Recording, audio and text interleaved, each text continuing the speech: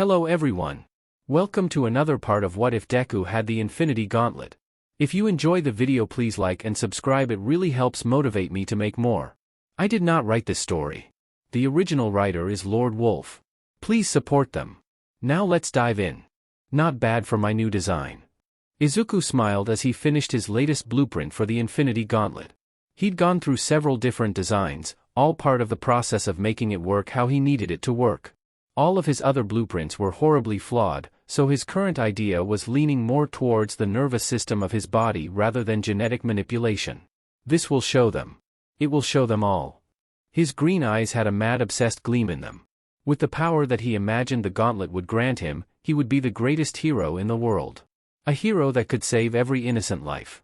A hero that could defeat any villain no matter how strong or what their quirk was. Part of him had to wonder if he was only doing this out of spite. Izuku still wanted to help people. It was just in his nature to help in any way that he could. Sadly, no one wanted his help. In fact, some people won't even let him help. With the vast power of his gauntlet, they would get it regardless. All Might was wrong about him. He could be a hero and he would be better than him. He was wrong. Izuku sat in his office as he finished reminiscing about a time that felt so long ago. It seemed like ages that he was a weak, quirkless nothing with pathetic delusions of being a hero. Izuku, it's time. He spun around in his chair to see Uraraka standing in the doorway. Yeah, I know. Izuku stood up and walked over to her. He stopped when she raised her hand in the air, silently telling him to halt.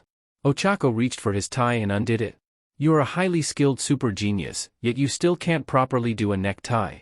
She smiled as she tied it correctly for him. No one's good at everything. Izuku chuckled, slightly embarrassed. Once finished, she nodded at her work and took a moment to admire how handsome he looked in his cool gray form-fitting suit. Shall we go now? Last he heard, the stadium just opened and started allowing people in. It would be filled in an hour. Gather the others. We're leaving in 20 minutes. He ordered. The brown-haired girl silently nodded her head and turned around to go get Todoroki and Ida. They should have finished putting on their gear by now. He's going to need all hands on deck for tonight. UA Principal's office. Are you ready? Nizu asked. Toshinori nodded his head. He stood there in a baggy brown trench coat that was used to hide his hero costume underneath it. Yes, I am. He was conserving his strength as much as possible. That was what allowed him to defeat All For One the last time he fought after all. This madness ends today. Remember, stay in the crowd and don't make a move until I get into Midoriya's files. The principal reminded. I'll give the signal, then you can take him. While that's happening, I'll post everything illegal that I found all over the internet and his reputation will be ruined. Thank you. Toshinori bowed gratefully at him.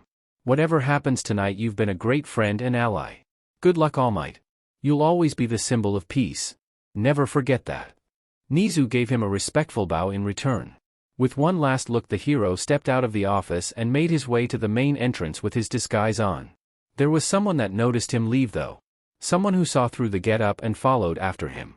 All Might. The gaunt man paused when he heard the call. Spinning around, he saw young Bakugo there staring at him. The explosive blonde had been sitting outside. He couldn't stand to be in the common room with the rest of his classmates as they prepared to watch Deku's live presentation. Young Bakugo? You shouldn't be out past curfew. The older man chastised. Where are you going?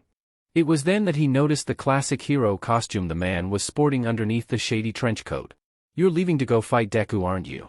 He quickly put two and two together. If by Deku you mean Izuku Midoriya, then yes, I am going to stop him. The entire staff had already been filled in on the terrible history between the two boys. Personally, he found what the blonde did to Midoriya was despicable.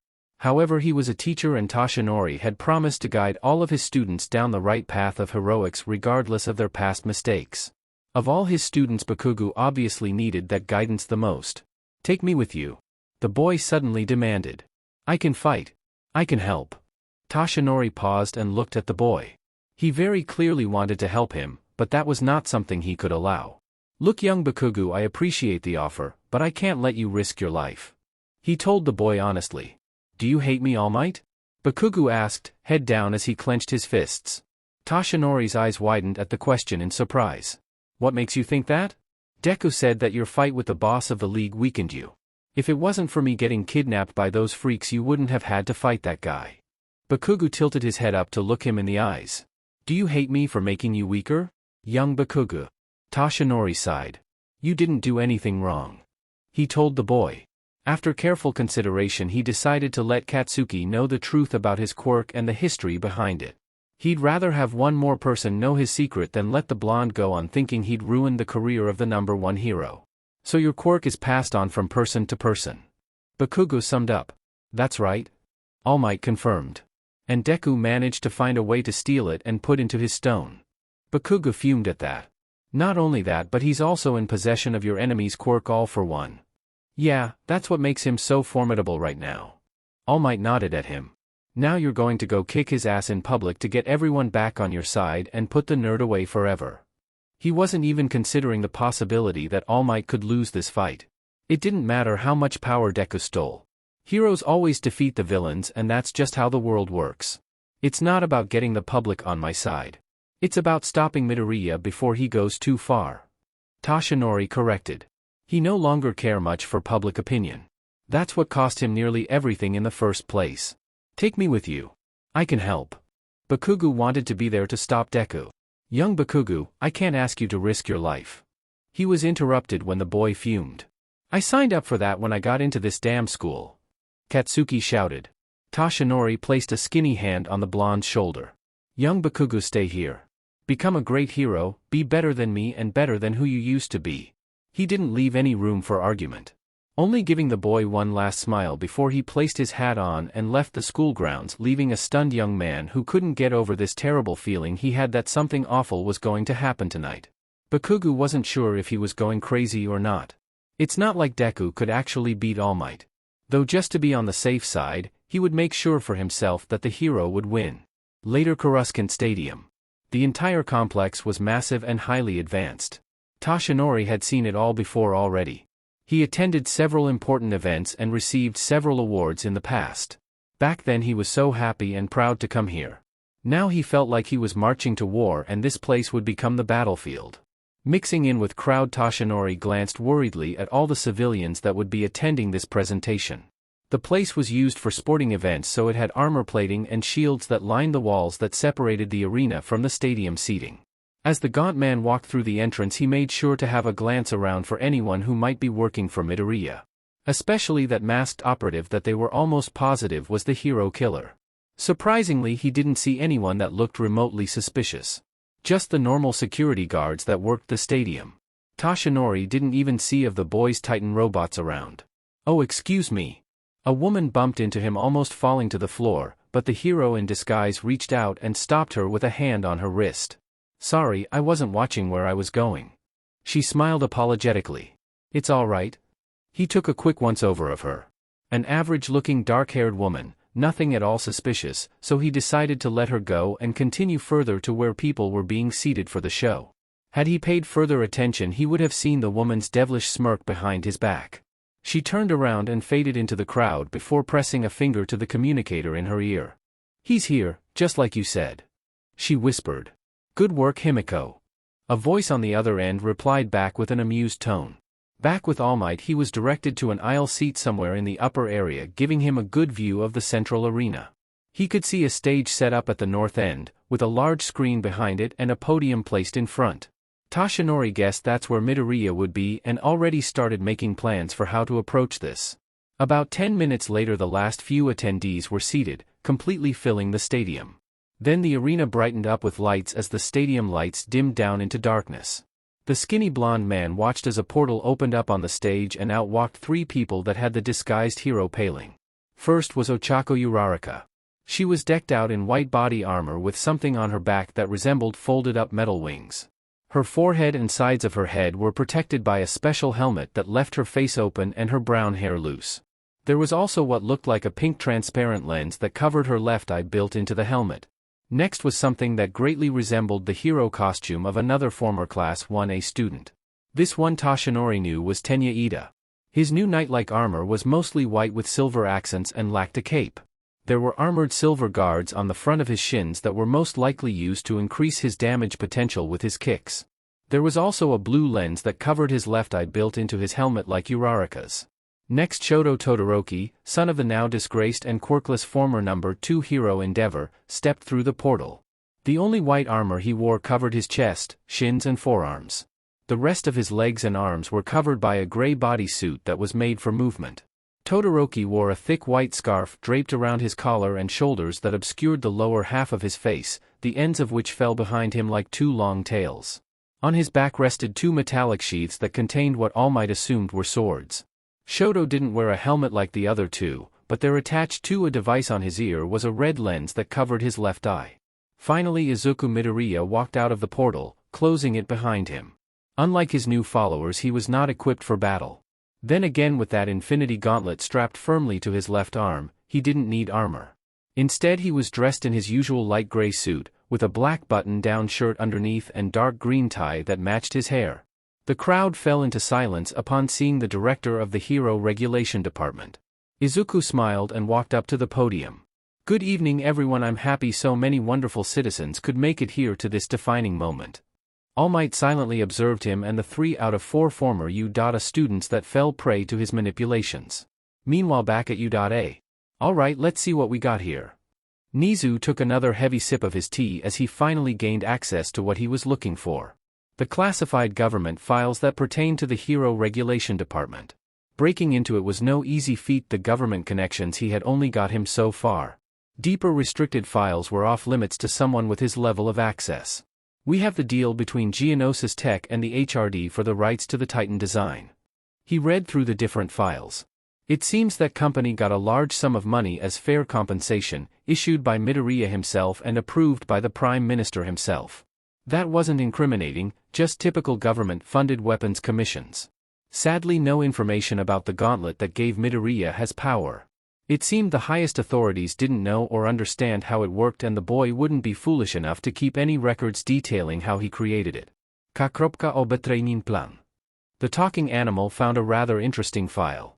This one contained data on 3 former UA students. He sighed sadly, thinking how they lost such promising young heroes in training.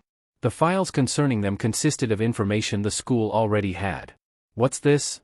Nizu noticed a file that looked highly restricted. This one was labeled Secret Operatives.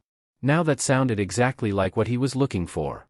With a little effort he was able to break into this locked file, not yet seeing the lure that was dangled in front of him. When the principal opened it, he didn't see any information, instead there was only a video. He opened it. An action Nizu would soon come to regret. "Hello." The video opened to Izuku Midoriya sitting at his desk. "Snooping through some files, I see." The white creature's eyes widened. "Before you start panicking, it's important that you know this is just a video recording." That didn't calm Nizu down in the slightest. Let's deduce who's probably watching this video. The only one with access to these files are the Prime Minister and myself. The only person with the intellect and reason to break into this is most likely that rodent principal of UA. Probably looking for something incriminating that can be used against me or info about my future plans, isn't that right, Mr. Nizu? He glared sharply into the camera, making the well-dressed animal swallow nervously. "When will you people get it through your thick skulls?" Izuku leaned closer. "You can't beat me at this game I started. While the rest of you were living it up with your quirks and fulfilling your dreams. I, who was ignored and shunned, sitting in the back of the room, had nothing but time to not only figure out the key to limitless power, but also how to use it." He snapped at the screen. "I planned out every move I would make once I had the completed gauntlet, and I even planned out what people like you and All Might would do to try and stop me." He smirked at the camera. "Speaking of All Might, I need to go and get ready for the big show." That was the last thing he said before the video ended. The principal paled when he realized the implications of that. It seems the presentation at the stadium was indeed a trap. He had to warn All Might. Grabbing his phone, he immediately tried to call the man. After a few rings it answered. "All Might, listen, you need to." He was interrupted by the sound of a giggling schoolgirl. "I'm sorry, All Might can't come to the phone now, but if you'd like to leave a message I'll be sure that he gets it." The voice of Himiko Toga said on the other line before laughing again and hanging up. In a panic, Nizu was about to call the other teachers but quickly stopped himself.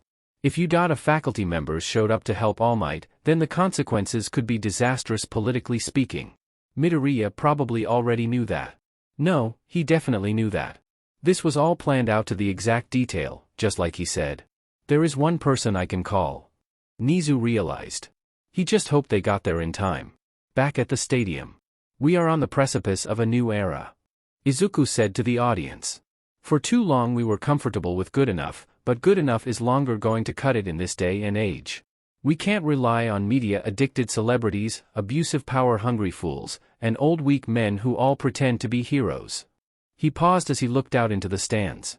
All Might could swear he was looking directly at him, but there was no way he could see that far. We need something more, something better. We all deserve better. At the other end of the arena, the doors opened and a large silhouette could be seen standing in the entryway. This is the first step, he told the audience, who all watched with curiosity and intrigue. Walking into the center of the arena, they all finally got a good look at it. The machine stood tall and bulky, very similar to the size and shape of the number 1 hero. The robot was covered in small hexagonal scales that must have been its armor. The head was human-shaped, lacked a mouth and had 2 horns jutting out from the sides. When the spotlights hit the robot, its silver armor sparkled brightly. In ancient Greek mythology there was a deity that inflicted divine punishment on those who committed evil deeds. Izuku explained as he smiled at the approaching masterpiece that he and Mei created. I give you Nemesis, our new symbol of peace that will protect our society until a human hero can rise to position. So that's his plan. All Might realized that Midoriya was attempting to replace him in every sense of the word. It was a good plan, he could admit that, but a soulless machine could never be a substitute for a real hero. Midoriya seemed to understand that, hence why he implied this Nemesis robot was only temporary. Nemesis is the ultimate culmination of technology and proper hero ideology. Izuku began as the robot stopped walking to stand in front of the stage. Unlike All Might, Nemesis won't lie to you all and isn't limited by old age. This is how justice will be delivered to the villains of this world. The robot turned around to face away from Izuku, tipped and bowed to the audience as it was programmed to do. The entire stadium applauded, clearly impressed by the machine and Midoriya's statement. For years our so-called symbol of peace lied to us about his own power. By doing so he led us all astray, thinking that only those born with great power can be heroes. Izuku looked around the stadium at those in attendance. I say to you all now, power does not make a hero, it is people that make heroes, he said with conviction. We create our heroes, therefore we have a responsibility to make sure the right candidates are elevated to the positions. No more frauds, no more liars. This time we will do things right. Izuku paused as the audience applauded him. They were all in agreement at what he was saying. All Might reached for his phone, wondering why Nizu hadn't given him the signal yet. When he didn't find it, he figured it probably fell out of his pocket when he bumped into that random woman. He couldn't wait any longer though. It was now or never. Just as Toshinori was about to stand up and make his way to the arena, Midoriya spoke again. All Might is here among us right now. The crowd began murmuring all around. I invite him to come forward and join me here in the arena. Come All Might and face your lies and deceit. So this was all a trap. That didn't really surprise Toshinori that much. Midoriya had already proven his ability to outthink those who stood against him time and time again. Not wasting any more time, he stood up from his seat. There you are, Izuku whispered to himself as the spotlights turned and pointed directly at the man as he stood up. Toshinori took his hat off, revealing his gaunt face. The audience gasped at seeing the hero once revered by all. He started walking down the steps towards the arena. Izuku's green eyes watched him every step of the way, mouth crooked in a pleased smirk. All Might finally reached the bottom and stepped out into the open field, making his way to stand several yards away from the stage Midoriya and the 3 former students stood upon. Please All Might, is there anything you wish to say to the public? Anything you want to apologize for or own up to? Now's your chance to clear the air. All Might simply stared at him in silence. What would it matter what he said to the public? Actions speak louder than words anyway. However, he would still say his piece. You've done enough, Midoriya. This is enough now. You need to stop before this goes too far. Toshinori told him. Enough? Who are you to decide when I've done enough? Izuku said into the microphone so everyone could hear. All I'm trying to do is improve society and give the world the true heroes that we deserve. What exactly are you doing here? I'm putting an end to this once and for all. Toshinori took off the trench coat, revealing the baggy hero costume underneath. The audience gasped again. Izuku couldn't suppress the smirk on his face. This was exactly what he wanted. Well, I refuse to stand down and you refuse to let me accomplish my goal of improving society. So the only solution is, of course, violence. The green-haired teen sighed before looking out at the stands. I would like to ask all of you to leave Coruscant Stadium for your own safety. Please leave in an orderly fashion and remember who it was that came here looking to start a fight.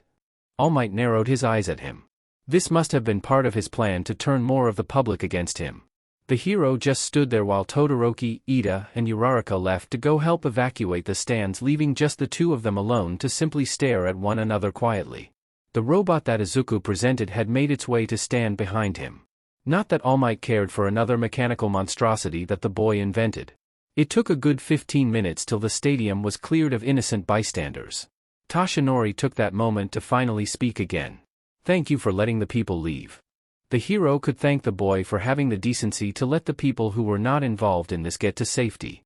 I like to try and reduce collateral damage whenever possible. Izuku explained. The cameras are still running so everyone will still get to see this moment. There won't be any audio though, so you can speak freely. He smirked down from his podium at the hero who still had yet to change his form. Go on, All Might. Tell me how much you hate me. I don't hate you, Midoriya. The gaunt man said honestly. Really? Now that threw Izuku through a loop. I stole one for all from you and acquired all for one. I revealed your secret to the world and still you don't hate me? Of course not. I understand why you did all this. I was in your shoes once. All Might stopped when the boy glared at him. No, you weren't. You got lucky, All Might. He snapped. You got lucky that you met Nana Shimura and she took pity on you and made you the next inheritor of One for All. What about the rest of the quirkless trash of society? Where's our chance? I know I made a mistake. I get that now. The hero shouted. I promise things will be different from now on. He clenched his fists tightly as he spoke. I promise I won't let the world fall back into what it was. The world that hurt you and others like you. You had your chance. Izuku spat. Now it's my turn. I'm warning you now, Midoriya. All Might looked at him. If you don't come quietly. His body suddenly buffed up into his larger-than-life muscular form, filling out his hero costume in the process. I won't hold back. Is that a threat? Izuku cocked his head. Did you just threaten the director of the Hero Regulation Department? What do you think? All Might bent at the knees preparing to leap at him. In the now empty stands Ida stood watching vigilantly. Above the stadium Uraraka hovered with her mechanical wings, keeping a bird's-eye view of the imminent battle that was about to take place. In one of the skybox rooms, Stain, Dabi and Himiko also observed with great interest. Neither Izuku nor All Might made a move yet. The tension finally built to a climax as the hero dashed through the air, clearing the distance between them in a second. Raising his fist, he swallowed his guilt and prepared to deal a crushing blow to the boy's smirking face. He would have if his wrist wasn't suddenly caught by a silver mechanical hand equal to his in size, stopping his knuckles inches from Midoriya's freckled cheeks. He wasn't harmed in the slightest, but the wind was kicked up, blowing his messy green hair back and messed up his tie. Oh dear. Izuku began looking at the man's caught fist. It appears someone wasn't paying attention to my little presentation.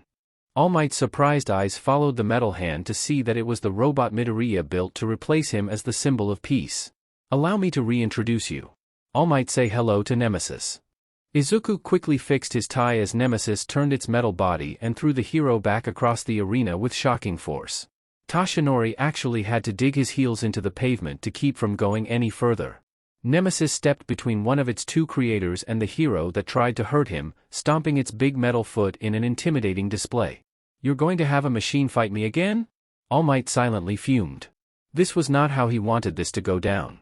He had conserved as much of his limited strength as possible for his fight against Midoriya. He couldn't be wasting it on this bucket of bolts. What better way to display what Nemesis can do by pitting him against the hero-turned-villain All Might? He said pointedly. I'm not a villain. Toshinori argued back. You are now. Izuku accused. You made a conscious effort to attack a government official. The cameras are televising all of this live. He couldn't help but chuckled at the situation his enemy found himself in. Even if you defeat Nemesis and by some stretch of a miracle defeat me, you'll be publicly despised by everyone. Those with weak quirks already don't like you anymore, the quirkless absolutely loathe you, but right now the rest of society is merely wary of you, but still holding on to the idea of you. The Gauntlet user explained. The only way this society can move on is if we learn to let go of this image of All Might being a perfect hero. Tonight that image will be destroyed, by either me or yourself. Now Toshinori understood what this was about. If he defeats Midoriya he loses and if Midoriya defeats him he also loses. He couldn't even run away, because that would also destroy his image. This was checkmate in Izuku Midoriya's game. It doesn't matter what happens to me today. All Might suddenly said. You can destroy my reputation, you can ruin my image, but there will be someone who can take up the mantle of symbol of peace. He stated proudly. Mirio Togata would take his place.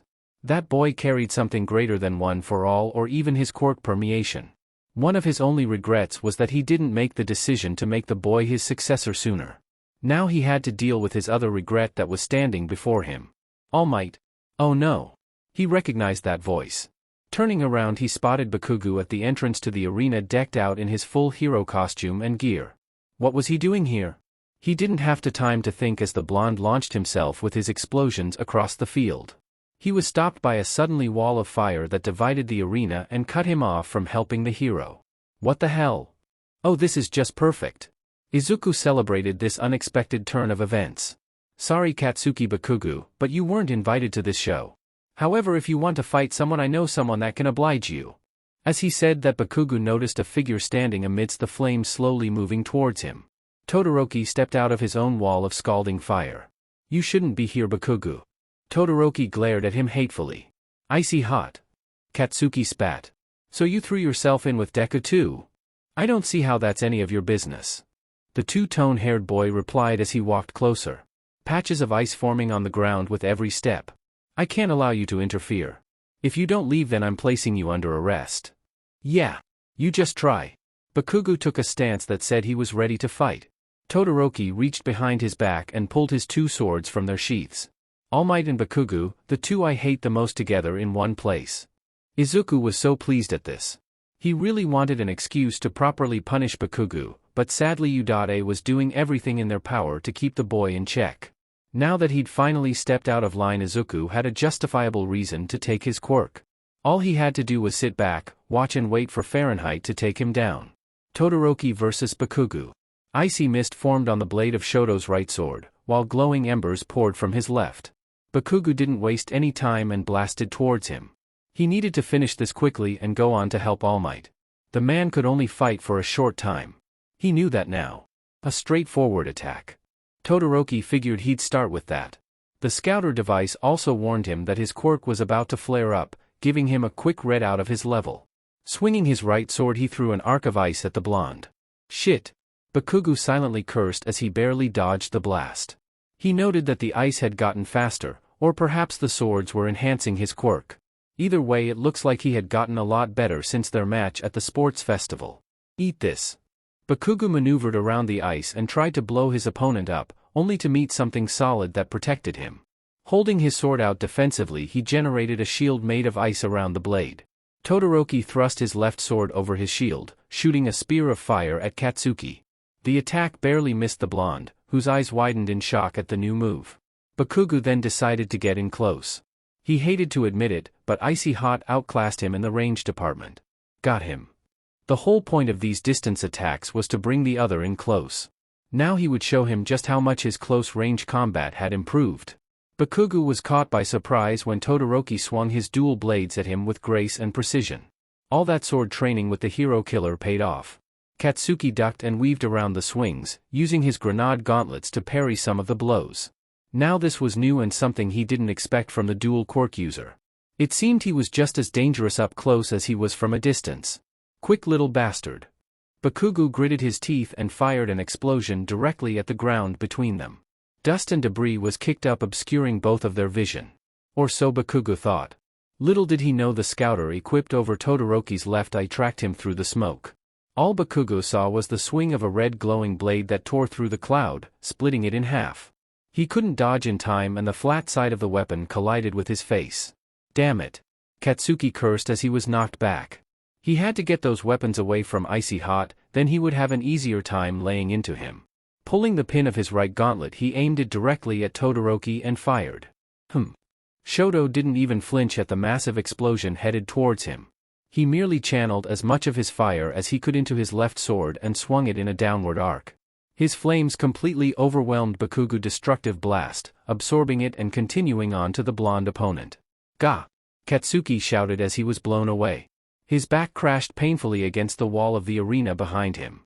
Todoroki slowly walked towards him, creating large barriers of ice to the left and right sides to cut off any attempts to flee and keep him cornered. He didn't even turn around when a shockwave from the other fight blew his wall of flames away. "You know, you remind me a lot of my father," Shoto remarked as he watched the other teen stand back up on his legs. "You're just as self-centered and egotistical as he was. As a matter of fact, I think you're worse than him." "Yeah. And what do you know?" Bakugo panted as he steadied himself. "Midoriya told me everything about you." Todoroki narrowed his bicolored gaze at him. "You're no hero, you're just bully, picking on those weaker than you for no other reason than you simple can. Even now you're probably just here for yourself, you don't care about anything else." "He's right, isn't he?" Katsuki could hear Deku's voice inside his head again. "Selfish and arrogant. The idiots who worshipped you built you into this spoiled little brat, but where are they now?" The voice mocked him. "That's right. Welcome to real-world Kaken." Maybe they were right about him. Maybe in the real world he didn't actually have anyone. However, Katsuki thought back to Kirishima. Sure, he praised him all the time, but he wasn't afraid to speak his mind and tell him when he was doing something wrong or unmanly. His initial reaction was of course to blow up on him, but the redhead always brushed it off and took everything in strides with a sharp-toothed smile on his face. He was probably the first real friend he had since he kicked Deku out of his circle years ago for being quirkless. An action which he regretted now. "I let down the last friend I had." Bakugo looked at the ground in shame. What was the point of winning when there was no one there who wanted you to win in the first place? He really was alone, but that didn't mean he would stop fighting and let Deku run the world the way he wanted. "Just shut up," Bakugo growled. "I didn't come here to be lectured by one of Deku's lapdogs." Stomping his feet, he bent forward and launched himself through the air, doing several flips through the air to dodge the flames and flying icicles. He landed behind Todoroki and grabbed one of the ends of his scarf to yank him off his feet. Katsuki followed up by nailing him in the back with several explosions. Kh. Shoto had his breath knocked out of him. He lost his grip on his ice sword as he was slammed face forward into the ground. The blonde placed his boot down on Shoto's left wrist to prevent him from swinging his fire sword and pin him in place. Bakugo was about to finish him off with a quick knockout, but he forgot for a moment that Todoroki could still use his quirk even with his swords. The bicolored teen slammed his right hand down on the ground to generate a pillar of ice that shot up to slam into explosive teen's surprised face and off of him. Shoto flipped over and formed more ice beneath him to quickly put himself back on his feet. He wouldn't give Bakugo a chance to recover this time. Discarding his weapons, he leaped forward, creating more ice around his armored gauntlet and using it to deck the blonde in the stomach hard. He followed up with a few kicks and then tanked a few more point-blank explosions before fire-punching Katsuki across the ground with his other fist and into the wall again. "Fuck!" Bakugo coughed and panted. A shadow cast over him as Todoroki grabbed him by the throat. Red eyes glared into dual-colored ones as ice quickly encased him from the neck down before letting him go. The blonde was completely imprisoned, leaving only his snarling head free to shout obscenities. Shoto didn't care. He merely turned around, picked up his fallen swords and returned them to the sheaths on his back. Wiping a bit of blood from his brow, he turned around to watch the conclusion of All Might's battle. All Might versus Nemesis. "Oh my. You seem to be stuck between a rock and hard place, All Might." Izuku grinned as he leaned forward to rest his elbows on the podium. "Okay, how tough can this thing really be?" Toshinori thought as the robot stomped towards him. Sure, Midoriya was a technological genius, but there's no way a machine could compete with super strength. All Might raised his fist and Nemesis copied his move by doing the same. Their punches met in the middle, creating a small shockwave. Neither man nor machine budged. "Okay, it's pretty tough." All Might noted that the robot's armor wasn't even dented. May made huge improvements to the prototype shock-absorbing armor plating. Izuku explained. "Nemesis is built to take your strongest hits? Go on. Name an American state and shout smash at the top of your lungs. See what happens." He shouted at the former hero. Tenya watched the fights from the stands, wishing so badly that he could do something. If he did, he'd blow his cover as a spy. He had to stand and do nothing or Midoriya would get suspicious. All Might and Nemesis began trading blows. The machine was programmed with data on the hero that came from Midoriya himself and used that data to target his weak spot multiple times. All Might had to stay on his toes and keep his old wound protected. One good blow could probably take him down. Izuku watched the fight with excitement. Everything was going exactly as planned. He had set this whole presentation as an elaborate trap to lure All Might out in public. That wasn't enough though. He needed the world to finally turn on their beloved hero. Society could only move on by finally letting go of their fanatical worship of All Might once and for all. He told the Prime Minister this and had the man convince Yagi Toshinori to try and publicly apprehend him, thereby labeling All Might a villain, closing this chapter of history forever and starting a whole new one. All Might's fist landed dead center in the robot's face. The face wasn't damaged, but its left eye was flickering a bit. Nemesis responded by kicking the hero in the leg in an attempt to break it. Toshinori jumped in the air to dodge it. He planted his feet against the robot's chest and gripped both its arms. Using the muscles in his legs, he pushed hard. He realized he couldn't penetrate the robot's armor, so he would have to try pulling the thing apart instead. It actually worked to his surprise. The metal and internal hydraulics groaned and screeched as the limbs were torn from the body. Interesting. He found a way around the shock-absorbing armor. Izuku watched his and Mei's work be ripped to pieces. In a last-ditch effort, Nemesis's chest opened up and fired a beam of energy at the hero at point-blank range. All Might didn't anticipate this, but years of training and being a hero gave him good reaction time. This allowed him to dodge around the cannon and deliver a massive crushing blow to the robot's head that shattered its eyes and obliterated its digital brain. The impact alone created a huge shockwave that blew out Todoroki's wall of fire. The rest of its body collapsed unmoving. So much for your new symbol of peace. All Might panted as he turned to face a still grinning Midoriya. That was just a prototype. I honestly didn't expect him to win. Izuku shrugged nonchalantly. But you have given me a lot of valuable battle data that will be used to make a new improved nemesis. He knew Mei would be up to the challenge. She'd probably take seeing her baby trashed as motivation to make the next one bigger and better. You won't get the chance to make another one. This ends here, Midoriya. All Might shouted at him. Izuku backhanded the podium out of his way as he stepped forward off the stage to face the man. Yes, this will end here, but for you. Izuku faced him without fear.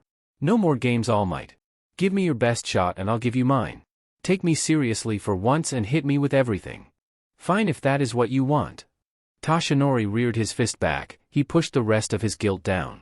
Excellent. The 5 stones on the Infinity Gauntlet glowed brightly as the ground beneath Midoriya's feet cracked and shook. Infinity Gauntlet 100% output. He screamed as his left sleeve exploded off his body. Neon veins covered his skin as the energy crackled and surged around him. His hair was pushed up as his eyes flashed through all the colors of the stones. The entire stadium vibrated as Izuku raised his arm to deliver his own punch. He couldn't use this form for long. That was the crux of the gauntlet. If he used the full power of it for more than a single attack, he risked destroying his body. United State of Infinity. Both shouted out the beginnings of their ultimate moves. Their fists were thrust forward at each other in 2 final mighty punches. Smash! Izuku and All Might called out as their attacks met. The blast from their collision shattered the ground all around them and nearly crumbled the stadium walls. Ochako was almost blown away if she hadn't used the tethers built into her wings to grapple the edge of the wall. Todoroki had to stab his blades into the ground as he was closest to the epicenter. Ida ducked in cover in the stands. The windows of the skyboxes were obliterated instantly as the 3 former villains clutched their seats tightly. Toga was laughing in excitement and cheering Izuku on the whole time. Out in the arena, All Might was shocked to see that his fist was inches away from Midoriya's clenched gauntlet. The energy the device was producing was so powerful that he couldn't even touch the boy. Not only that, but the last embers of One for All were rapidly bleeding away while the boy was still standing strong.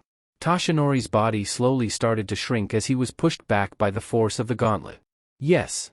Izuku gasped in shock and awe as he started overpowering All Might's strongest attack.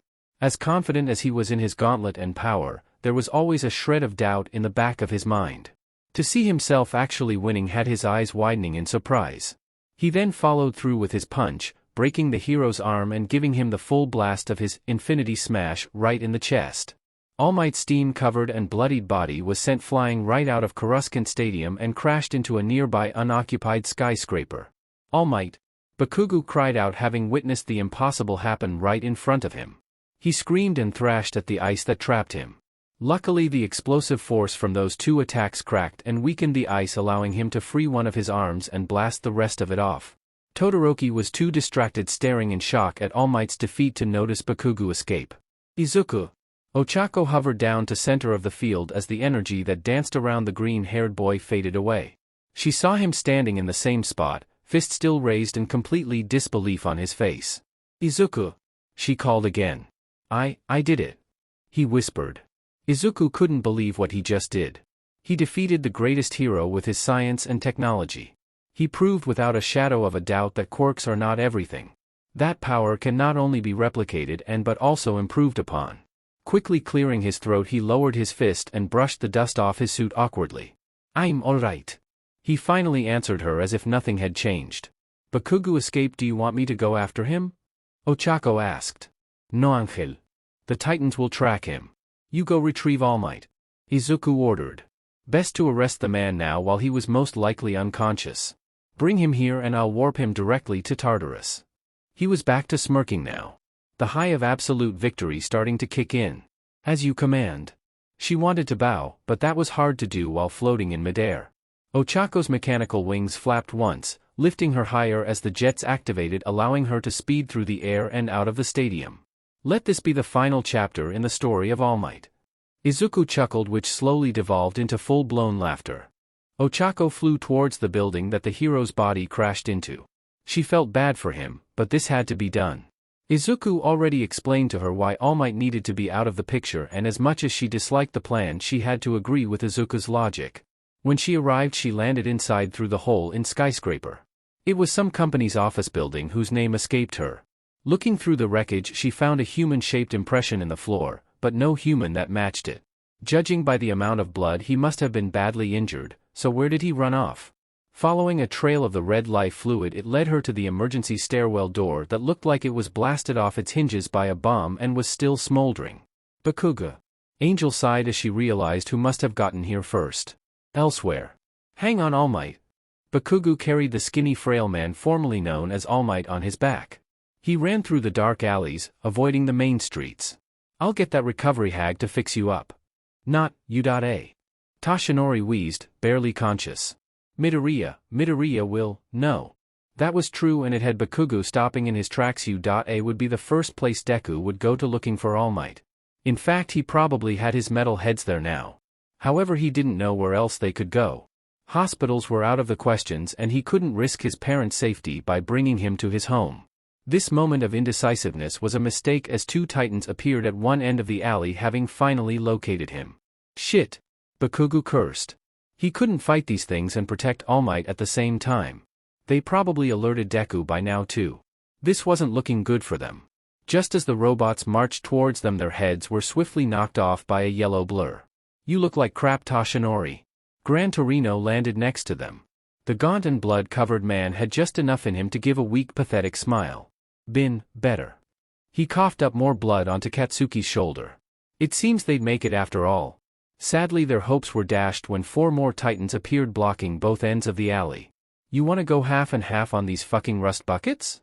Bakugo glared at the machines as he was about to set All Might down and help the old-timer. "No need." Gran Torino smiled. "I didn't come alone." In a matter of seconds, each of the Titans had their heads caved in by someone from behind. They didn't get a chance to see who it was and record it, as the mysterious interloper seemed to disappear into the ground and reappear behind them. The last thing the robots heard before being shut down permanently was the loud, enthusiastic shout. "Power!" Yesterday at 7:30 in the evening, the hero known as All Might attacked director Izuku Midoriya, the head of the Hero Regulation Department, during a presentation at Coruscant Stadium. After being defeated, the criminal appears to have vanished from the scene. Assisting him in his escape is the retired hero Gran Torino and UA student Katsuki Bakugo. "I can't believe All Might attacked Director Midoriya like that. Director Midoriya has done so much good for society, why would All Might want to undo all that?" "As a member of the Quirkless and Proud organization, I stand by Director Midoriya's decisions, and I'm appalled that a man who was once quirkless himself would raise his fist to stop someone who only wants fair treatment and equal rights to all citizens. I knew that Bakugo kid was a bad egg. Just look at this year's sports festival. U.A's standards are certainly falling if they let a ticking time bomb like Katsuki Bakugo into their academy. Thank goodness Shoto Todoroki was there to stop him before he could do any damage." Inko had heard enough of these reporters and civilian statements.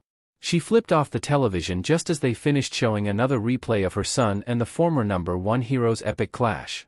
Her heart nearly stopped when she originally watched it yesterday as it was happening live. She originally wanted to go to the stadium, but Izuku told her not to, that it was going to be too dangerous. Now she knew why. Izuku must have expected an attack like this. No, he was probably counting on it. There was just so much that didn't make sense to Izuku Midoriya anymore. When did her son go from loving All Might to hating All Might? Katsuki and Izuku were such close friends as children. Yet the former was now a wanted criminal according to the latter. The whole world was turned upside down all thanks to her son, and it honestly worried her. I just hope you're happy now, Izuku. Inko sincerely hoped her son was well and truly satisfied. Meanwhile, rundown apartment building. The place was rather quiet, that was until the door handle and lock was melted off in seconds. After that the door was kicked wide open and in walked Todoroki, who carefully glanced around the place. His scouter didn't detect any active quirks nearby, so no surprise attacks were waiting for him. Behind him 2 titans followed, ducking down to fit through the doorway. Search the building, Todoroki ordered. The robots made a low growling noise as they obeyed and stomped through the place, searching every room, nook and cranny. Outside on the roof of a nearby building, Gran Torino watched as his home was ransacked and searched.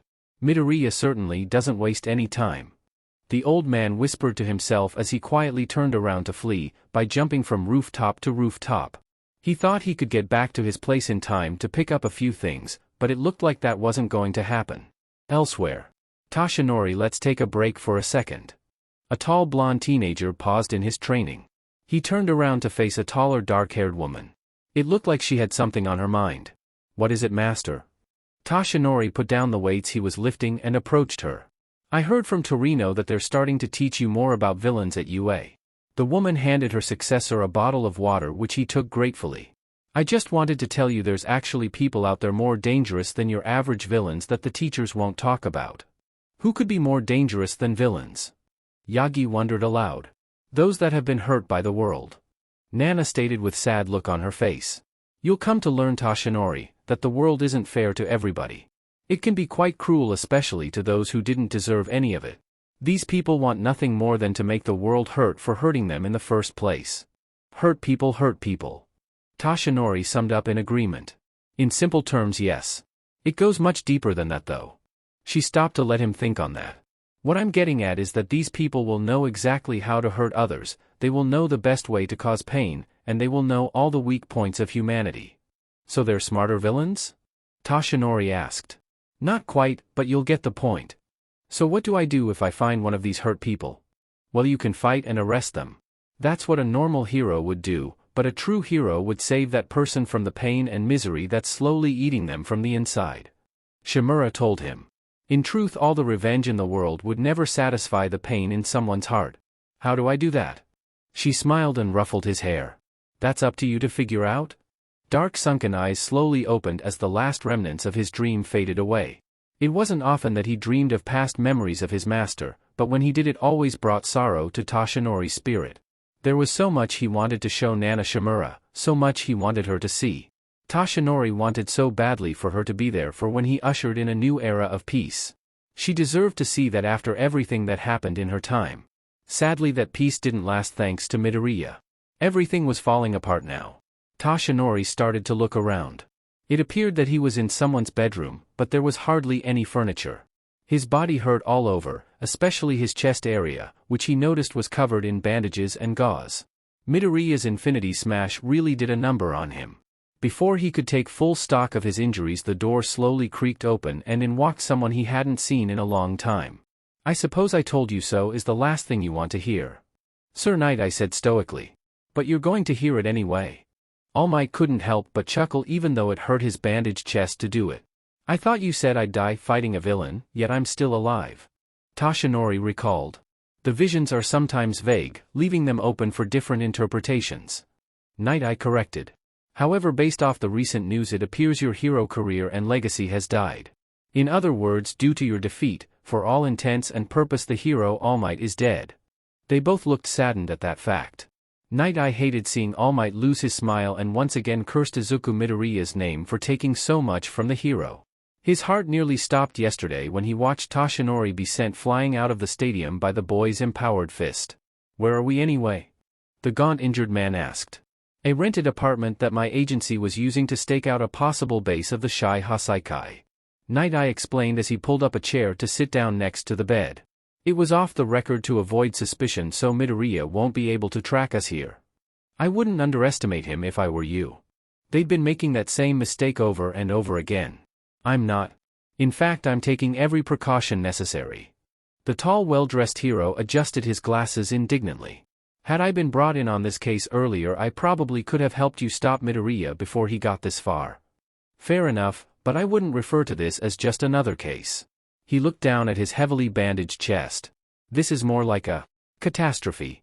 His former sidekick finished for him. Toshinori sighed sadly. What happened while I was out? The older man asked.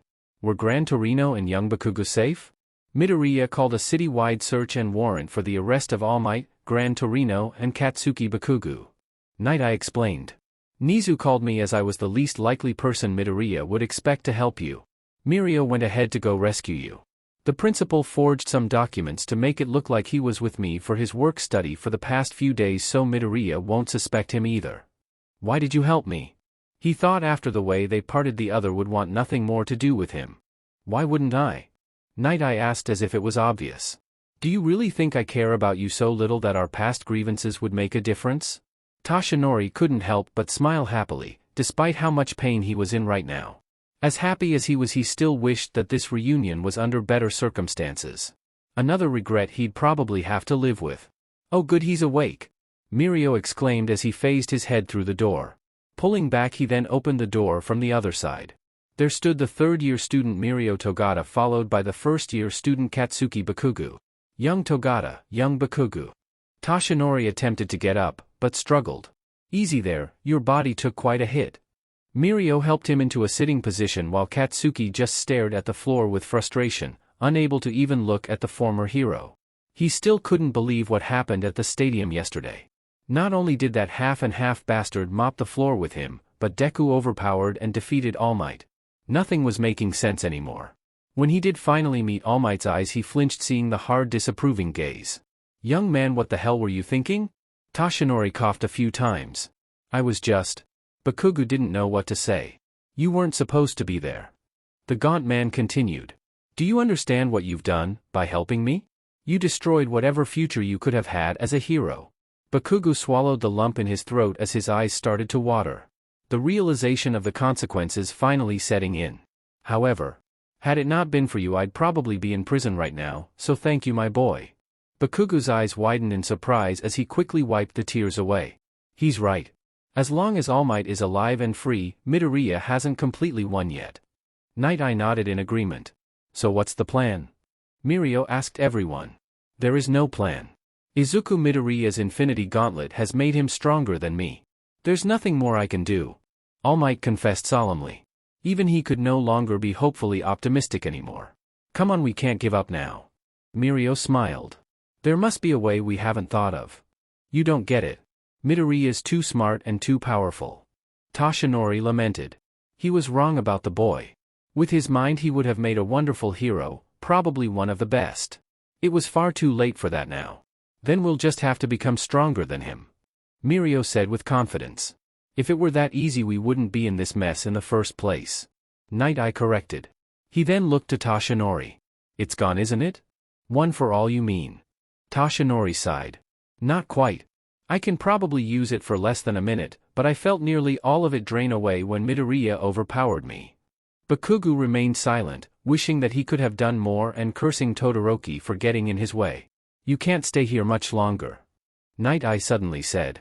Midoriya's robots are practically on every street corner. Which means that he has eyes and ears everywhere. It's only a matter of time before he finds you here. So where can we go? Bakugo asked. They were wanted fugitives now. Just like the League of Villains. He scoffed, thinking that Deku probably reveled in the idea of them being on the same level as those piece of shits. Well, my home is out of the question. Gran Torino appeared in the doorway to the bedroom. They searched it this morning. Were you followed? Night Eye questioned him. Who do you think you're asking that? Gran Torino grumbled. I may be old but I still fast enough to outweed a few walking tin cans. He then walked up to Toshinori and bopped him on the head much to Bakugo and Night Eye's annoyance. When you realized it was a trap, why didn't you just leave? Nothing was stopping you. You could have made a statement without resorting to violence. I know I screwed up. Toshinori agreed. But had I left, Midoriya would have found a way to use it against me. I truly thought I could defeat him if I didn't hold back. It seems Midoriya is a lot more powerful than you originally thought. Night Eye added.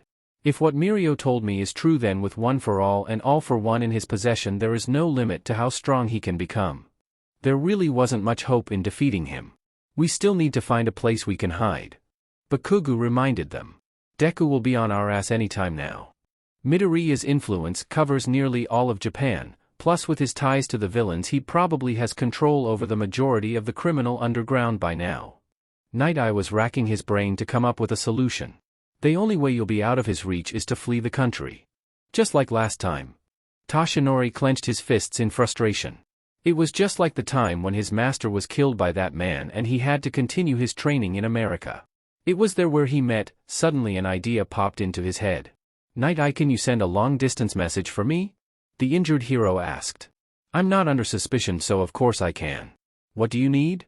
The former sidekick wondered what he had in mind. I need you to get in touch with an old friend of mine. UA Academy. The entryway was blocked by squad cars and police. A group of Titan robots stood guard over it.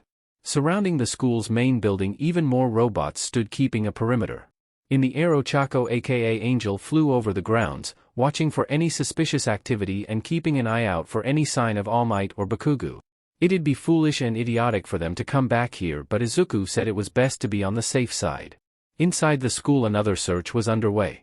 The teacher's office was being turned over, the administration and faculty were being questioned, and yesterday's security footage was being confiscated. Within the principal's office an interesting discussion was taking place.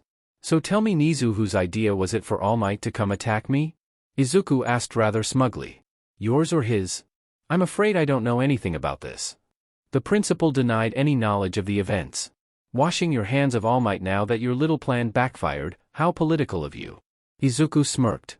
Then again, you probably know what I'm going to do to him when he's caught. Imagine what I'll do to you if he decides to sell you out during the trial. I have done nothing wrong and you can't prove that I did.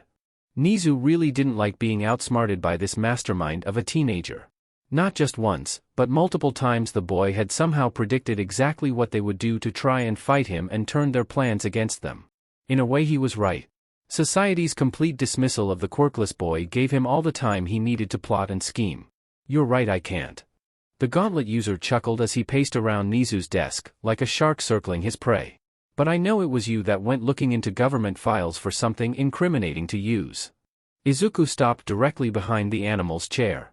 I wonder, Nizu, if I took your quirk from you, would you be reduced to a filthy gibbering animal, crawling around on all fours? Nizu had to suppress a nervous gulp as he saw that gauntlet reach over the chair, getting into his face. The purple soul stone glowing menacingly. It was retracted a moment later. You get one fair warning, Nizu. If you make another move against me or the Hero Regulation Department, I will bring the full force of the government's political hammer on you and this whole school so hard you won't know what to do. He punctuated his threat with a loud clink that came from the sound of him clenching his gauntlet-covered hand. You know. I honestly hope you're satisfied with yourself. Despite his threats, Nizu still stood up to him. You finally destroyed All Might in nearly every sense of the word, just like you wanted. I hope you're completely satisfied now. I'm very satisfied, actually. Izuku walked to front of his desk. I've finally proven my point. This society was built on lies. All Might said that anyone could be a hero, but sadly that wasn't true at all. The biggest and worst lie of all, though, was the value of quirks. He glared at the mouse-like creature.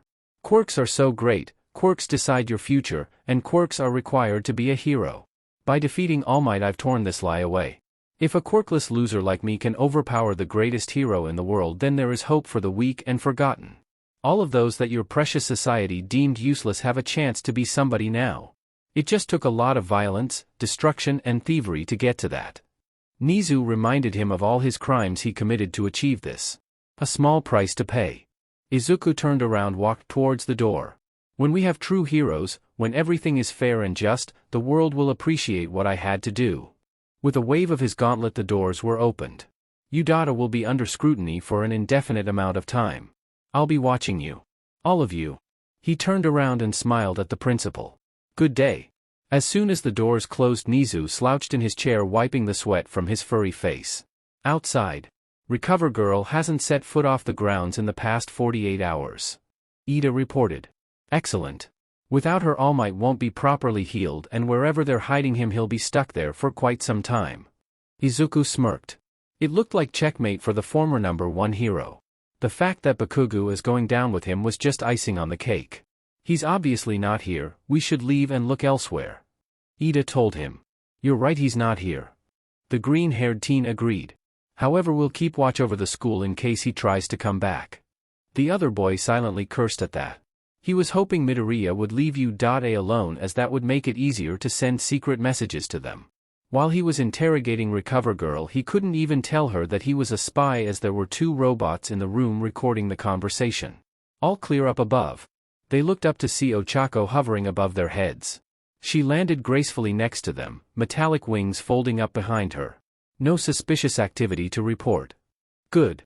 We're leaving a legion of Titans behind to monitor the perimeter. The 3 of them made their way towards Udata's main entrance, where an armored vehicle awaited them. Now let's go meet with Fahrenheit and find out what he's turned up. Everything was going so well for him. Personally, it didn't matter whether or not they found and captured All Might. As much as that would please him. All Might was defeated and could never challenge him again, so his threat was completely non-existent now. Run, All Might. Run and hide. He thought to himself. Your time is over. All you can do now is watch from the sidelines as the world around you changes.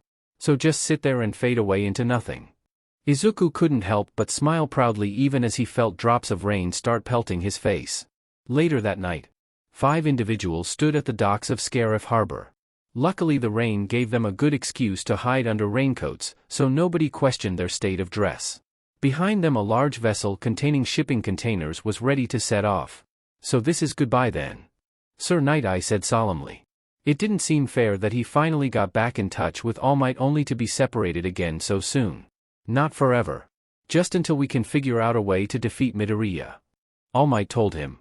Underneath his raincoat he was still badly injured and was forced to use a cane to get around. David Shield is one of the smartest people I know. Perhaps he can figure out how the Infinity Gauntlet works and even a way to counter it. The plan was simple. Night-Eye was able to successfully pass on a message to David Shield and almost immediately got a response. Using coded emails, they quickly devised an escape plan for All Might, Gran Torino, and Bakugo. They would board the cargo ship tonight before Midoriya had the Prime Minister put a temporary travel ban on the country. David wired some money to the captain as a bribe to let them on and a little extra for his silence. Once they were a few safe miles into international waters, they would take a lifeboat at night, leave the ship and await a helicopter to come pick them up. From there they would be taken to Island under the pretense that they were a team of hired help for Professor Shield.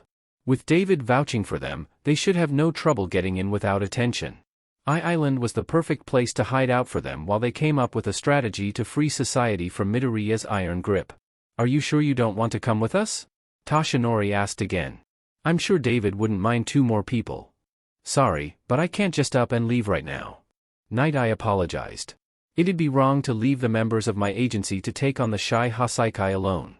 Plus, with me staying behind, I can report to you what Midoriya is up to. Sir's right. I'm also staying here to fight Midoriya on our home turf. He can't cover all his bases. Mirio smiled. He still had hope even after everything, that victory was still achievable. Hurry up, the boat's leaving. Bakugo growled, interrupting them. He wasn't in the best mood right now. Not only was he wanted criminal, but he couldn't even contact his parents to tell them what was going on. Night-Eye and Mirio said that they would try to get a message to them, but that would have to wait until the heat died down, as his parents' home was probably under watch right now. I'll be back. That's a promise. Toshinori told his former sidekick before suppressing a violent cough. All this moving around was bad for his new injuries. This isn't the last you'll see of me. The group finished their goodbyes and boarded the ship. Yes, they were fleeing with the promise to one day return. Yes, it was Izuku Midoriya's victory, but they vowed to return and take back their home from this villain's control. This was not over. Not by a long shot. 3 weeks had passed since All Might was forced to flee the country with Torino and Bakugo in company. The Prime Minister had to call off the search when Midoriya and his organization failed to find him. That didn't worry Izuku much, who knew that the former hero wasn't a threat anymore and was sure that wherever he was he would stay hidden for the rest of his days. He would still keep his eyes and ears open though. The only one of those three that would make any noise was Katsuki Bakugo, and he'd deal with him when he inevitably did. Society resumed, without the hero All Might. A few people were broken up about it, but mostly people were grateful that someone like Izuku Midoriya was taking charge of the heroes and holding them accountable for their actions and behavior. In a strange way he had become a new symbol. A symbol of fairness and balance. Izuku had also started talks about a potential new hero program that he wished to eventually implement. The program involved giving quirkless kids who truly wished to be heroes a chance to try. The program would teach them hand-to-hand combat, strategy, investigative science, digital science and various other hero-related skills. The program would also implement new technology that would help the quirkless operate on the same level as those with quirks. For those that lacked talent in these areas but still had the passion and drive to be a true hero, Izuku himself would grant them a compatible quirk using the power of the Soul Stone. This would all take quite some time to go into effect. Probably a year at most. The program could only start if all the hero schools were on board and more than half the Senate were on the same page. Sadly, most of the schools were being stubborn and rejected this proposal. U.A was surprisingly in support of this proposition. Most likely Nizu was agreeing out of his fear of Midoriya, but it was still progress in the gauntlet wielder's eyes.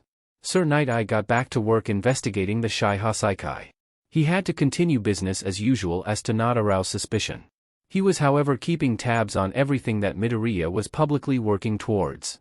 Mirio kept working Night-Eye, but also started to learn about politics in effort to find some sort of loophole that could potentially take away Midoriya's influence over the government. Sadly, he wasn't finding much luck in that route as Izuku's authority was airtight and absolute. It was around this time when the dust finally settled that Midoriya started getting messages delivered to him at the city-based HRD office. People and families making important requests that left him feeling uneasy, but he still went ahead and replied. Now here he was paying a visit to the first request he received. This is the place. Izuku looked out the window of his limousine as the vehicle came to a stop. There stood an average-looking house, not run down, but not fancy-looking either. He opened the door and walked out. Izuku didn't bring any titans with him this time, as he would rather keep this a private affair and not draw attention to this little meeting. Glancing towards the sky, Green Eyes spotted a figure with metallic wings hovering high up above him. Originally he was to come to this house alone, but Uraraka insisted on following him, eager to get some more field practice with her wings.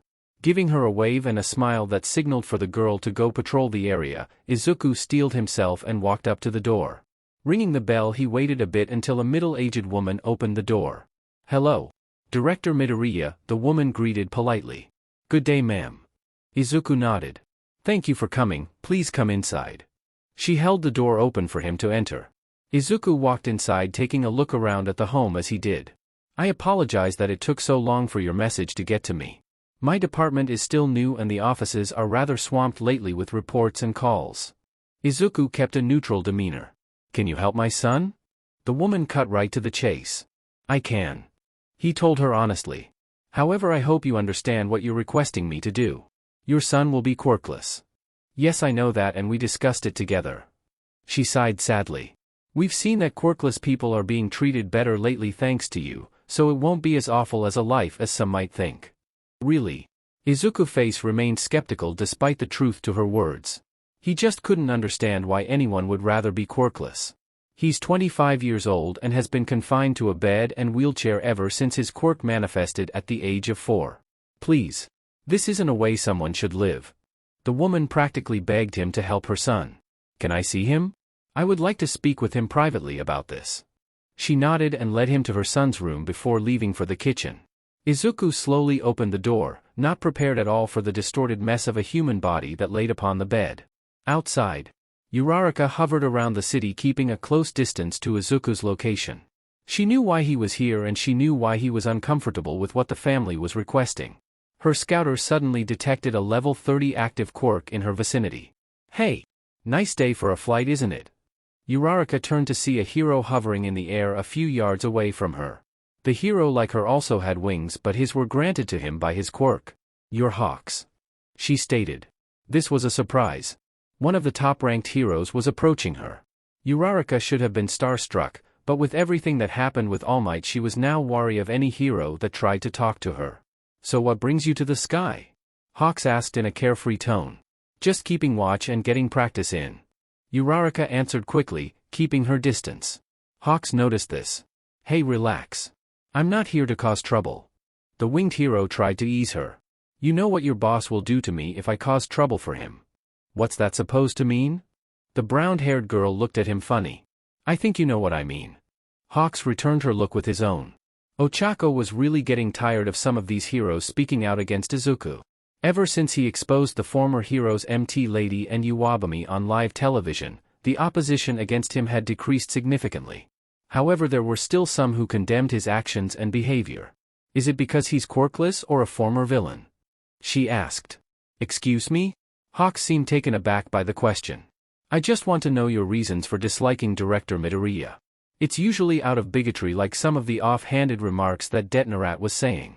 She still couldn't believe the nerve of that company. The executives making mocking comments publicly about being quirkless. When Izuku found out, he just dismissed it, claiming to have heard every insult his whole life.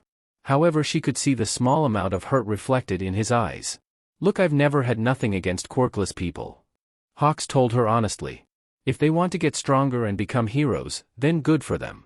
He was one of the heroes who publicly supported Midoriya's new program after all. Then just what is terrible about Izuku Midoriya trying to change society? Ochako asked indignantly. "It's fear." The winged hero finally told her. "I and others are afraid, not just of what he's done, but of what he can possibly do. All that power in Midoriya's possession, and we've already seen what he's willing to do to achieve his goals. Who wouldn't be afraid? Maybe you wouldn't be so afraid if you just got to know him and understood why he's doing this in the first place," Ochako argued.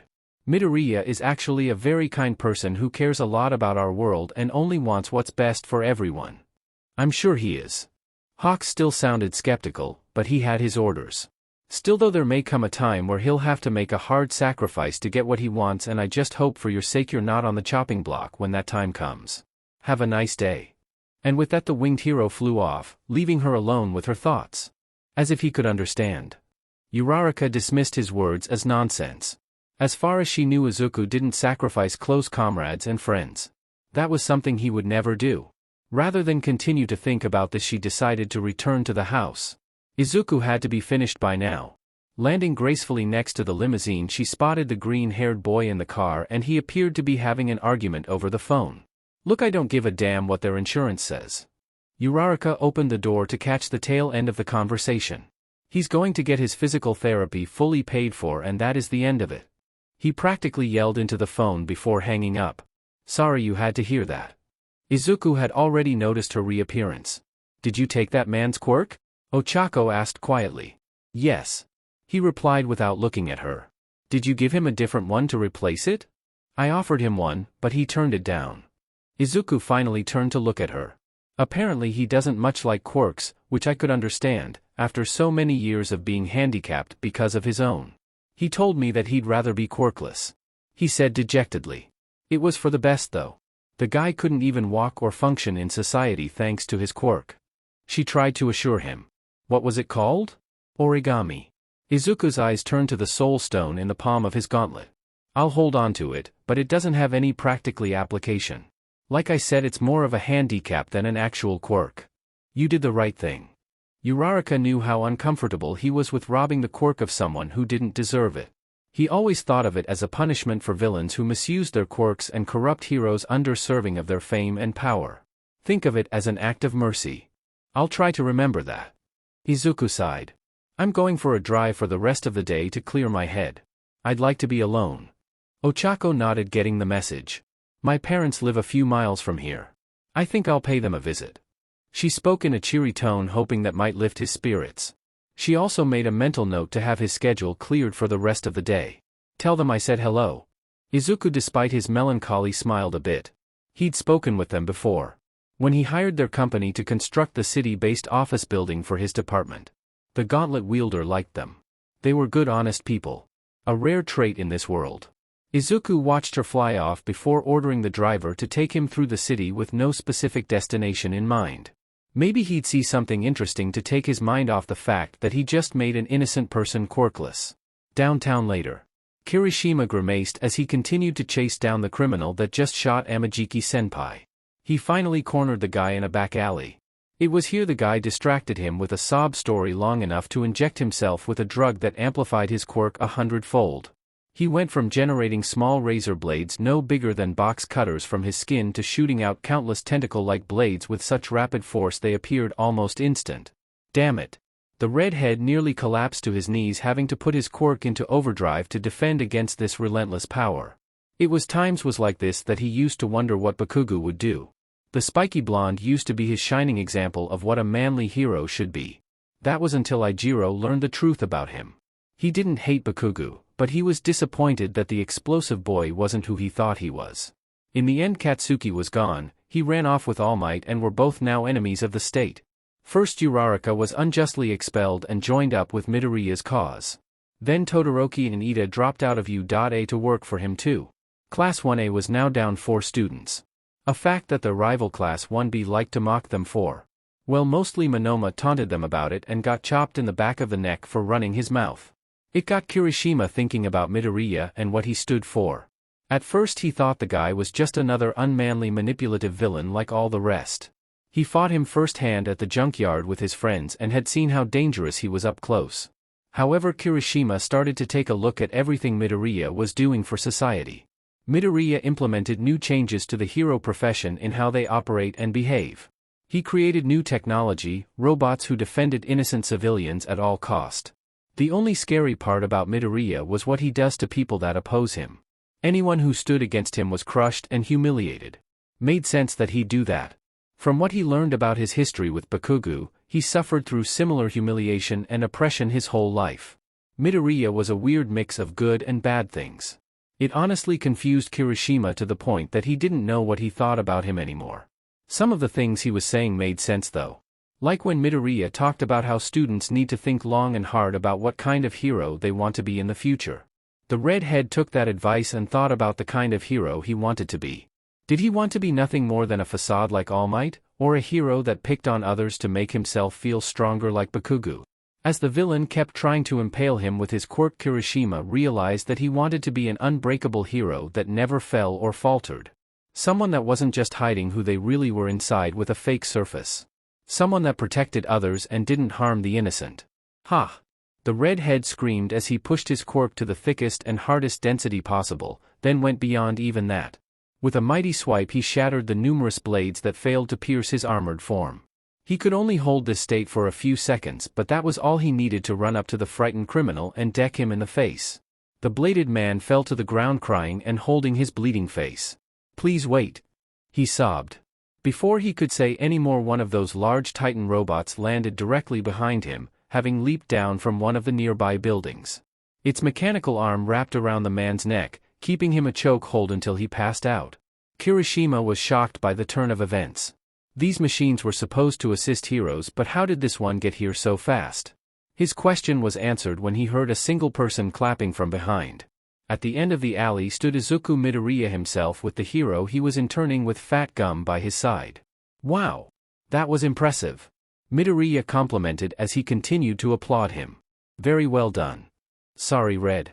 He ordered me to hang back." The BMI hero apologized awkwardly. "I wanted to see how he would handle himself," Izuku explained as he approached the student. Kirishima seemed nervous, but remembered everyone got nowhere being afraid of him. He still wasn't sure what to think of Midoriya, but he wouldn't cower before him like so many others. "You were never in any real danger, Kirishima, but it's good to see you can go plus ultra when the situation calls." He made air quotes around those words. He didn't much care for how U.A was run, but he liked their school motto. "Couldn't you have just used your gauntlet to turn that guy inside out?" Kirishima asked. It seemed weird to have all that power and not use it to defeat every villain you come across. "Not really. The Prime Minister has ordered me not to personally fight villains unless the heroes are in a situation that they can't handle and require my help. However, I can order the Titans to step in for me." It was one of the few stipulations he negotiated in the terms of power and authority that the Senate and Minister Toriyama placed upon him. A small sacrifice since Izuku had no desire whatsoever to play hero anymore. Note to self, Can I turn someone inside out? Questions for later. Well, thank you anyway. The redhead bowed politely. He took one more glance at the criminal still being held by the tall robotic soldier. No, thank you. Izuku nodded at the other boy. I was in a funk today and seeing you acting like a true hero brought a smile to my face. You used yourself as a literal human shield to not only protect civilians but defeat the bad guy. Very impressive. He complimented him once again. Have you decided what hero name you're going to be called yet? It was here that Kirishima beamed his own smile at the intimating gauntlet user. Red Riot. He proclaimed. Oh, like Crimson Riot. Izuku liked his name. Well, Red Riot, consider me a fan. He gestured for the other to follow him out of the alley while Fat Gum took the criminal off the Titan's hands. I want to apologize to you again, Kirishima. Izuku said as he led him out to the closed-off street where the police were busy keeping the public back. Back when I was observing your class, I didn't know that you didn't know the truth about Katsuki Bakugo. I honestly thought you were one of those people who ride people's coattails and turns a blind eye to their actions. You truly didn't know, and I don't fault people for ignorance. Well, you can't expect a guy like Bakugo to go around telling everyone that he bullied people. Kirishima added, feeling very uncomfortable with the conversation. Person. Izuku corrected. He didn't pick on others, just me. For some reason he found everything about my existence offensive. He didn't care much about All Might escaping him. He wasn't a threat. However, he really wanted to see Bakugo behind bars. Plus, with his illegal actions, Izuku finally had a justified reason to take his quirk. He just had to find him first. Something he was looking forward to, but the blonde menace slipped through his fingers unfortunately. The two of them approached a team of paramedics who were checking over Tamaki Amajiki. He wasn't injured, but something appeared to be very wrong. You alright, Sun Eater? Kirishima asked. What happened back there? Whatever he shot me with made it so I can't use my quirk. Tamaki pulled his hood down more to hide his face. He kept a wary eye on Midoriya though. So that's him. Tell me everything. Izuku's attention was captured when the older student mentioned something about being shot and now he can't use his quirk. They two of them explained the events that transpired. Well, Kirishima did when Amajiki couldn't get the words out. Just like the bullets that Stain is tracking.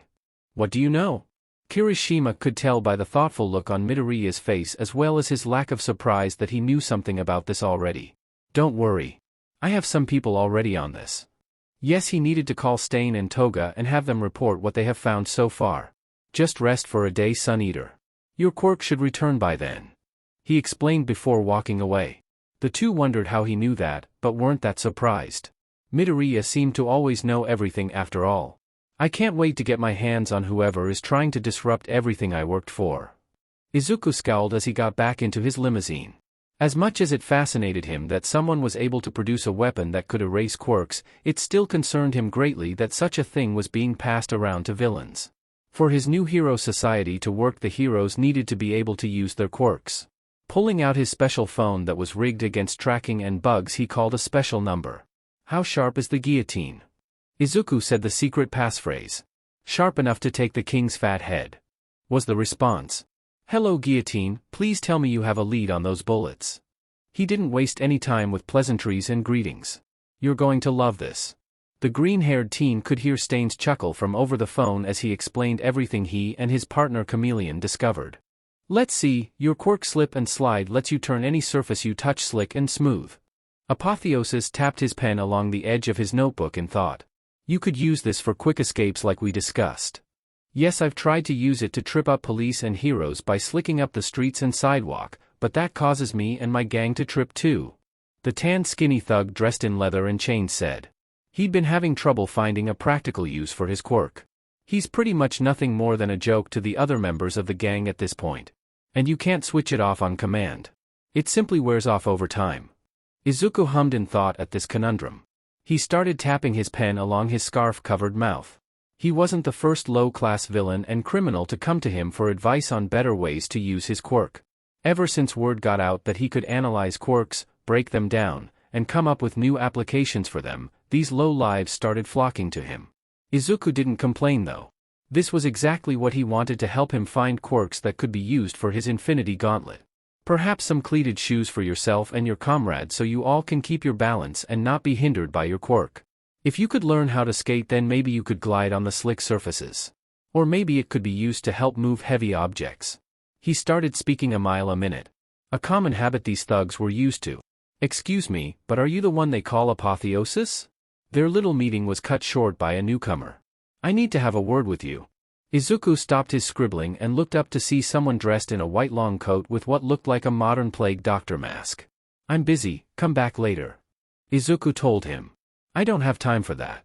A long tendril shaped like the hand of a clock extended out from underneath his hood, stopping at the thug's face. Leave. Izuku's client paled and stood up, quickly taking off. Impatient much. Please step into my office.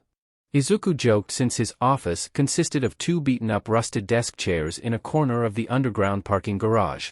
He gestured to the seat opposite him, but the bird-masked man preferred to stand. I'm here representing the Shai Hasaikai, I assume you've heard of us. He started. Yes, I've heard of all the old-school Yakuza groups that are slowly fading away to memory. Izuku mocked. Just like quirkless people, organized crime families were dying breeds. Well, we've heard of your exploits as a criminal consultant and my boss would like to offer you a job. The masked man ignored his jab and laid his offer on the table. Your analytical skills would be very valuable to our organization and our leader would dash. He was interrupted when the boy raised his gloved hand. I'm going to stop you right there. Izuku frowned underneath his scarf. I'm a freelance consultant, which means that I get to pick and choose my clients. I really enjoy that freedom, so why should I shackle myself to an organization that I know nothing about, let alone an organization that's probably on its last legs? If you knew what I know, you'd accept the offer. That tone of his voice sounded dangerous. Is that some sort of threat? Izuku chuckled. Am I being threatened by the lackey of a Yakuza group that's struggling to survive? He was acting tough, but it was all a ruse.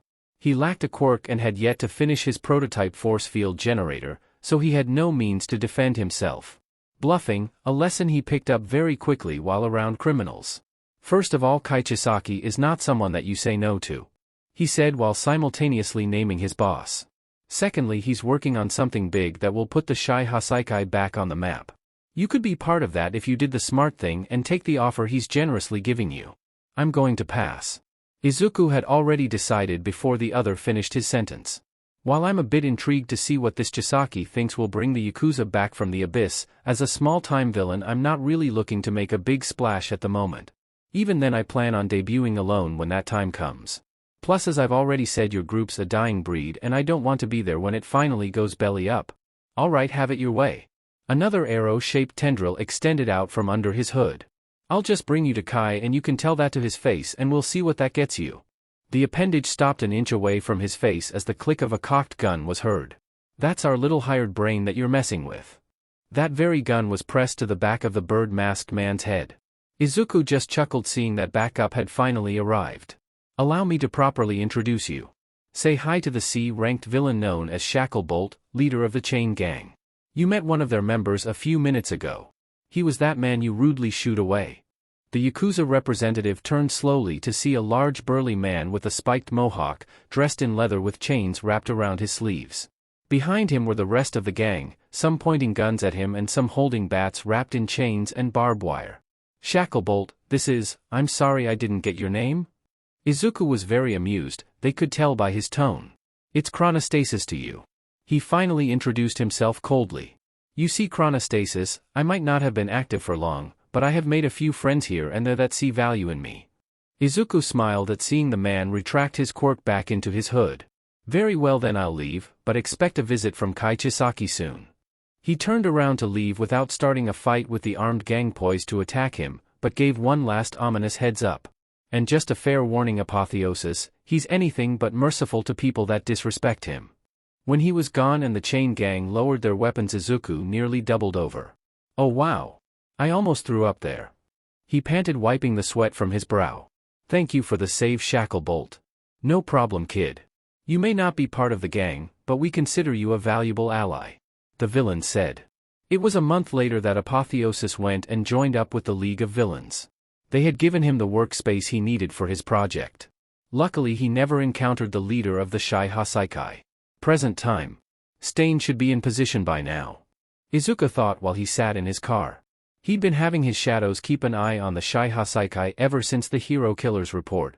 With a little blood and some forceful coercion, Stain and his partner Himiko were successful in tracking down the source of the quirk-erasing bullets. Izuku was surprised that it was a Yakuza group. These guys were practically extinct, but the name Shai Hasaikai did ring a familiar bell in his head. He remembered a time that seemed so long ago, before the League of Villains and before he created the Infinity Gauntlet. The memory of being threatened by a lackey from this particular group brought a scowl to his face. He said he worked for a man named Kai Chisaki. Running that name through his database was interesting. An orphan who was adopted by the former leader of the organization. Brought into the fold, rising to the rank of second in command and then boss when the previous head fell into a coma. The man's record was surprisingly clean, yet information beyond the most basic was lacking. Izuku was a genius, so detecting something off about the whole thing was child's play for him. So he had the shadow of his night's work behind the scenes to compile more info. With a lot of digging, it became clear that this man Chisaki was attempting to bring the Yakuza back to the top of the criminal underworld like it was in the old days before the advent of heroes. Chronostasis said something similar to that when they met back then. Izuku couldn't have this happening on his watch. With All for One out of the picture, the League in his back pocket and no notable or concerning villains in the limelight. The world of villainy was pretty much in his palm. Nothing could possibly threaten what he created. This new fair and balanced hero society would be his legacy, but this upstart Chisaki and his quirk-erasing bullets could ruin all that. The curious and scientific part of him, of course, wanted to find out how he accomplished this, but the rational and ruthless part of him knew he had to be eliminated as soon as possible and his research destroyed so no one picked up where Chisaki left off. Weeds needed to be pruned before they infest the garden after all. That moment was now.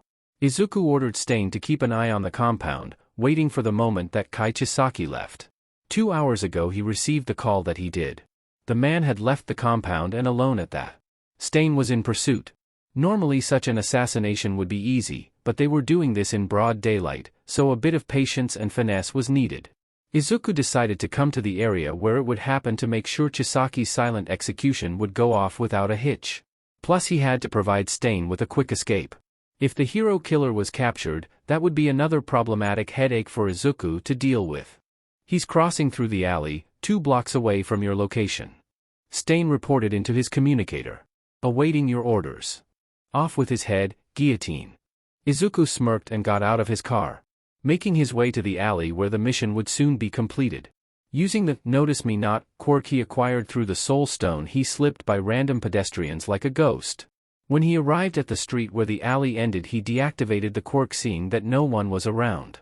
Unfortunately, this proved to be a mistake. Hey! Izuku froze in surprise at being spotted almost immediately after turning that innocuous quirk off. He turned around to see a boy a bit taller and older than him. What stood out to him first and foremost was his cheerfully positive demeanor and the number 1,000,000 printed on the front of his costume. He didn't look like any hero that he knew. "Can I help you?" Izuku fake smiled. "I don't have time for this." Internally he was worried. He couldn't have any witnesses. "You're Director Midoriya, right?" the blonde boy asked. "Oh my. I wonder what gave that away." Izuku mocked as he waved his left gauntlet-covered arm. Normally he would feign politeness, but this young hero was in the wrong place at the wrong time. He needed to go before this assassination took place. Hopefully Stain was hearing this conversation and would hold off until he got him out of here. "Yeah, sorry about that. Everyone knows who you are." The blonde hero just chuckled. "My name is Lemillion." "Good for you." Izuku talked as if he was speaking to a puppy. "Is there something you need from me?" "I just wanted to meet the legend himself." Mirio wasn't put off by his tone or dismissive attitude. Now that he finally met Midoriya in person, he realized that he wasn't as intimidating as others made him out to be. While obviously powerful, he looked just any other teenager. "I'm not a legend. I'm just a quirkless person trying to make a difference in the world." Izuku turned to stare at him harshly. "Don't put me on some pedestal, please." "I get it." The young hero apologized. "Legends are hardly ever what they appear to be anyway." "That's right." Izuku finally took a good look at this person. "You look familiar. Have we met before?" "I doubt that, but I'm a third-year student at UA. You might have seen me during the sports festival." Mirio supplied proudly. "Oh, now I remember, you were the one that got completely naked and they had to cut to commercial." Izuku actually laughed a real honest laugh right then and there, taking the wind out of the other boy's sails. "That was really funny. That was an accident." Mirio tried to argue. Well, if your plan was to make a lot of people laugh, I think you accomplished that. The gauntlet user chuckled. Still though, this guy needed to leave. Time was not on his side and they were standing right at the mouth of this dark alley where Kai Chisaki was supposed to meet his end at Guillotine's blade any moment now. So what brings you to this part of the city, Director Midoriya? Mirio asked, changing the subject. Simply taking a stroll. Watching the heroes and my robots keeping the peace. Itsukulit. Sometimes I like to remind myself that what I do is worth it. Is it worth it? Mirio questioned. Was all the lying, stealing, and destruction worth it? That was what he really wanted to ask, but couldn't. Of course. Izuku smiled at him. Well, I'm sure you're busy, wouldn't want to keep you held up from saving someone. He needed to leave now or the mission would have to be aborted. We have a problem, kid. Stain whispered into his communicator. Izuku frowned at his words and dire tone. Before the hero killer could explain himself, the problem, as he called it, bolted out of the alley and crashed right into Izuku Midoriya's legs. Quickly catching the small figure from falling, Izuku took a look at her. A small pale little girl with messy off-white hair, big bright red eyes and a small horn sticking out of her forehead. But what immediately caught his eye and the hero next to him were the bandages covering both her arms and legs. Whoa there. Izuku knelt down to make sure she was all right. Hello. The girl looked up at him with wide frightened eyes. Is something the matter? There you are, Eri. A voice said from alley that the child just emerged from. Mirio and Izuku looked up to see a tall dark-haired man in a forest green jacket and oddly enough a beak-shaped mask over his mouth. Midoriya immediately recognized him as the target that Stain was supposed to eliminate. It seems he pulled back because of the girl. Smart move on the hero killer's part, since he knew Izuku didn't like it when children were involved. I'm sorry for any trouble she may have caused you. It's no trouble at all. Izuku said politely. And you are? I'm her father. He said emotionlessly. Izuku doubted that. There was no information in the database that said Chisaki was married or had a child. Aren't you part of the Shai Hasaikai? Mirio suddenly blurted out. Midoriya leveled a glare at him for his bold statement. You guys are pretty famous. You could say that. Chisaki said. If you don't mind, we'll be on our way. Come along, Eri. He spoke in a tone that threatened the child not to make him tell her twice. Please. Eri quietly whispered, just loud enough for Izuku to hear. Please help me. Green eyes narrowed at Chisaki. May I ask why young Eri's arms and legs are covered in bandages? Izuku questioned out loud. Not that it's any of your concern, but Eri is a very clumsy girl, she falls down a lot. The plague-masked man claimed. Really now? Izuku gave him a skeptical smile. I remember falling down a lot when I was her age. Yet it was never anything a little ointment and a few band-aids couldn't fix. Mirio watched, something was happening here. He could tell by the tension in the air building up every second these two looked at each other. Are you implying something, Director Midoriya? Chisaki leveled a glare at him. Oh, so you know who I am, but I'm afraid I don't know who you are? That was lie, but Izuku didn't want the Yakuza leader to get wise that he was on to him. He placed a protective arm around Eri's back. Kai Chisaki. He introduced himself. And you are? He turned to look at the hero boy that also found himself entangled in all this. Lemillion. Mirio followed his own example of polite introductions. Nice to meet you, Chisaki. Izuku dropped his smile. Now if you don't mind, why don't explain to me what you're doing to this little girl? And just like that, all pleasantries were gone. I'm not sure what you're insinuating. Chisaki narrowed his gaze at him. As I said, Eri is a clumsy girl, she gets herself into accidents. Each word spoken had a razor-sharp edge to them. Izuku wasn't afraid of him though.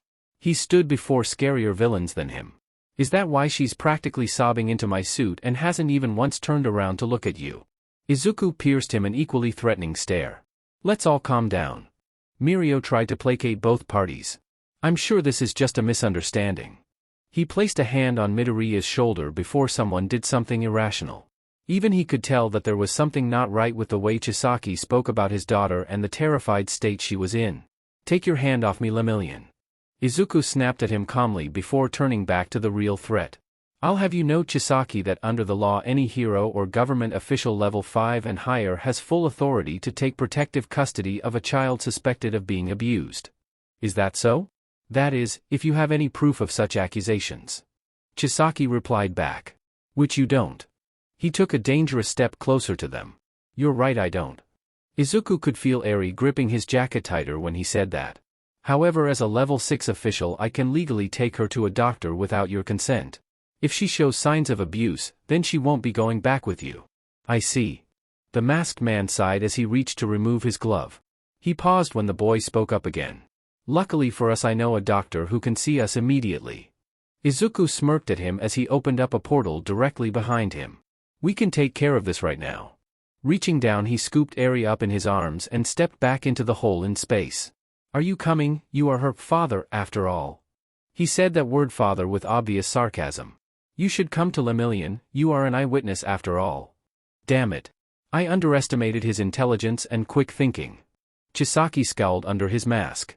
All that careful planning and work to make sure Midoriya and the HRD would never even notice him and his organization was now down the drain. He was told by Shigaraki himself not underestimate the strategist as he called him, but he was still outsmarted by the brat. He was bringing Eri and himself to an unknown location, most likely surrounded by more witnesses, completely boxing him in. With no choice but to go along with this farce, Chisaki followed them through the portal to what appeared to be a very public healthcare center. Excuse me. Izuku spoke to the woman at the front desk while still holding the girl. I'm here to see Dr. Higurashi. Tell her I'm here and have a patient she needs to look at immediately. What are you doing? Mirio leaned over and whispered to him discreetly. There was more going on here. Just go along with whatever happens. Everything will be fine. Izuku whispered back while they waited for the doctor to show up. It didn't take long.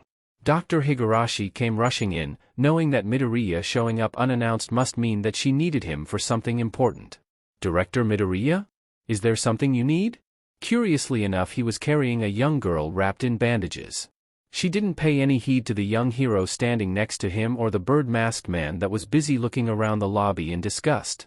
Lemillion, Chisaki, this is Dr. Higurashi, a pediatrician in charge of this healthcare center for children. He introduced her to them before explaining his reason for being her. Doctor, this young lady here needs a checkup. We have reason to believe that her father behind me here has been less than kind to her. Izuku gestured to the child in his arms. We need you to clear this up for us. Do you have time to do that right now? Well, the kids are busy with recess, right, but we can extend that for a few more hours. She smiled while adjusting her glasses. I'm sure they'd love that. Okay, Eri, this nice woman here is going to take care of you. Instead of calming down, Eri just clung tighter to him. That reaction worried him to a large degree.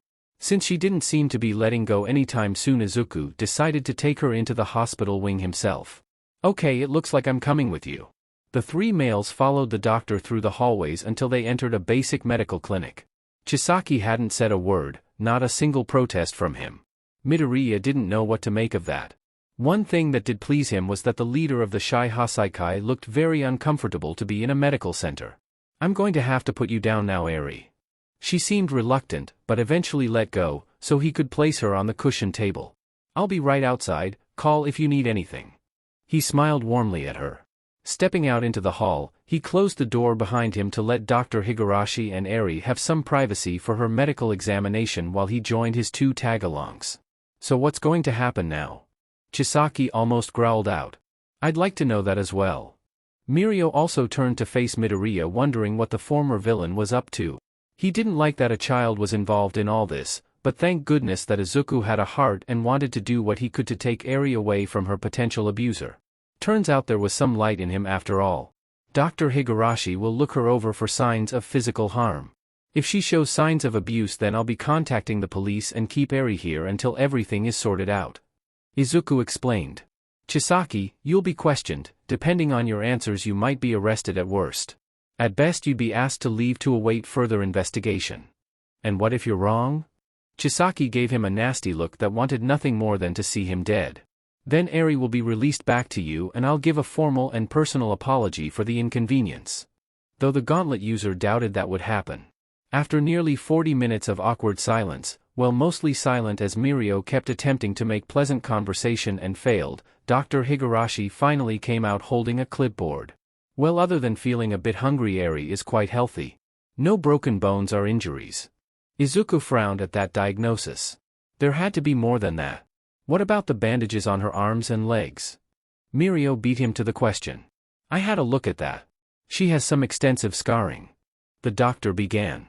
It seems too random for it to be done on purpose. I've seen some quirk-related accidents like that before. Getting an evil idea. Chisaki decided to finally speak up. It's because of her quirk. They all turned to face him. Her quirk causes her to frequently fall and get hurt. I've been getting her help, but it's slow going. Clever. Izuku thought. And what is her quirk if you don't mind me asking? She can levitate her body.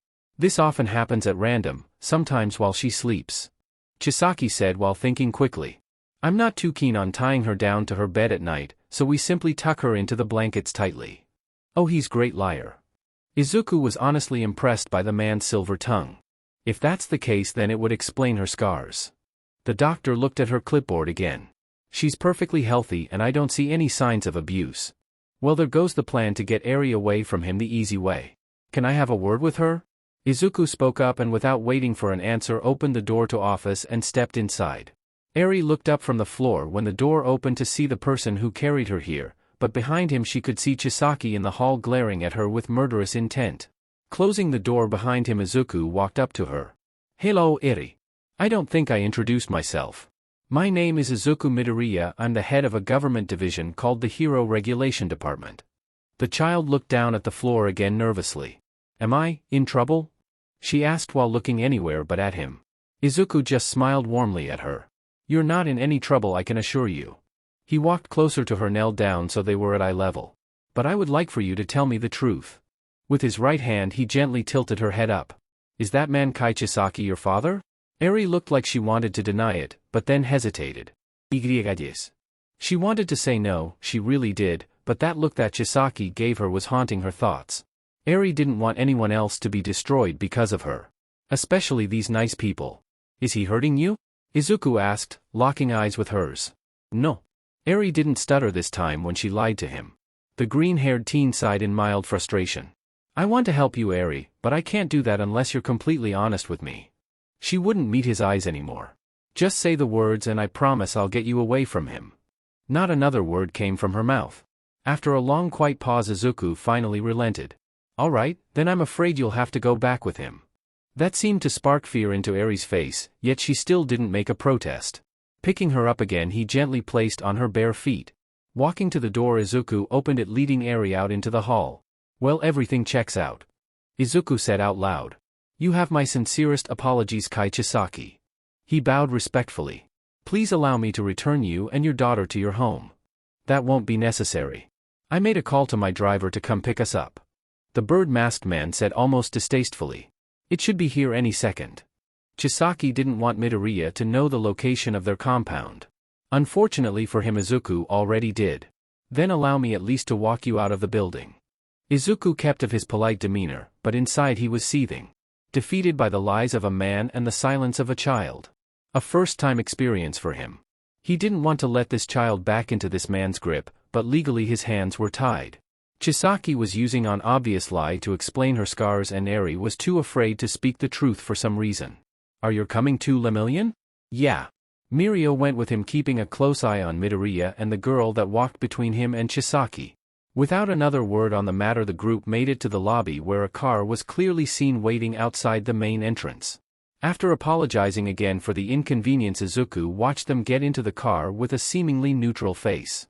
Chisaki bid them a good day, while at the same time giving Midoriya a smug, victorious look that he thought was hidden due to his mask, but the green-haired teen could tell by his eyes.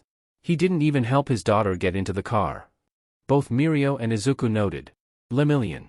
The gauntlet wearer spoke as he watched the car leave. Why do you want to become a hero? What's your goal?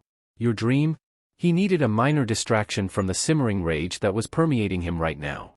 I want to save 1 million people. Togata told him the truth. All with a smile that will bring smiles and happiness to others. So that's the reason for your hero name and that number on your chest. Izuku finally turned to face him as if noticing him for the first time. It's a promise, no vow is more like it. Yes. Exactly, the blonde boy nodded proudly. There was more he wanted to say to Midoriya, but now was not the time to draw that kind of attention to himself. Reminds me of All Might a bit. Izuku smirked at the memory of his defeated enemy. Enemy was a loose term there when he didn't really consider that shriveled skeleton of a man as a proper adversary. Unlike him, you might actually live up to your promises. We can only hope. He chuckled lightly. Which hero office do you work for? Izuku pointed his gauntlet at the open air next to him as the blue space stone glowed to life. Sir Night Eye, but I'm sure I can find my way back from here. He politely refused the offer of transportation. Please, I insist. It's the least I can do for dragging you into this situation. The younger teen generated a portal that would lead directly outside the hero's office. As the director of the HRD, he knew where all these agencies were located. Thank you. Mirio thanked him and stepped through the portal. He looked back to say one last thing, but the gateway slammed shut behind as soon as he arrived. Oh well. He'd make sure to have a proper conversation with him the next time they met. Todoroki paused in his training with Uraraka. They were working on ways to combine their quirks and abilities while Ida was busy on the other side of the training room testing out his new armored shin plates with a few practiced kicks. Every few minutes a rolling quake of thunder could be heard echoing all throughout the base. They all paused when the loud noise became too distracting for them to continue working. Is he still out there? Shoto asked as another clap of thunder could be heard even from their location. This had been going on for the past few hours. Yeah. Uraraka sighed as another clap echoed from outside. What happened? Ida wanted to know the full story. What could incite Midoriya's rage so much that he had to take it out on the sky? I'll talk to him, she stated. Uraraka made her way out of the training room to the elevator and once inside pressed the button that read helipad. The lift reached the level, the doors opened and she winced seeing a blinding flash followed by another thunderclap. There at the other end of the helipad stood Izuku. He'd taken off his jacket and tie and was only wearing the gray slacks and black button-down shirt. Black and purple sparks covered his right hand as he waved it around, controlling the very clouds with the Weather Dominator quirk. Another thing she noticed was the bright green glow coming from the gauntlet.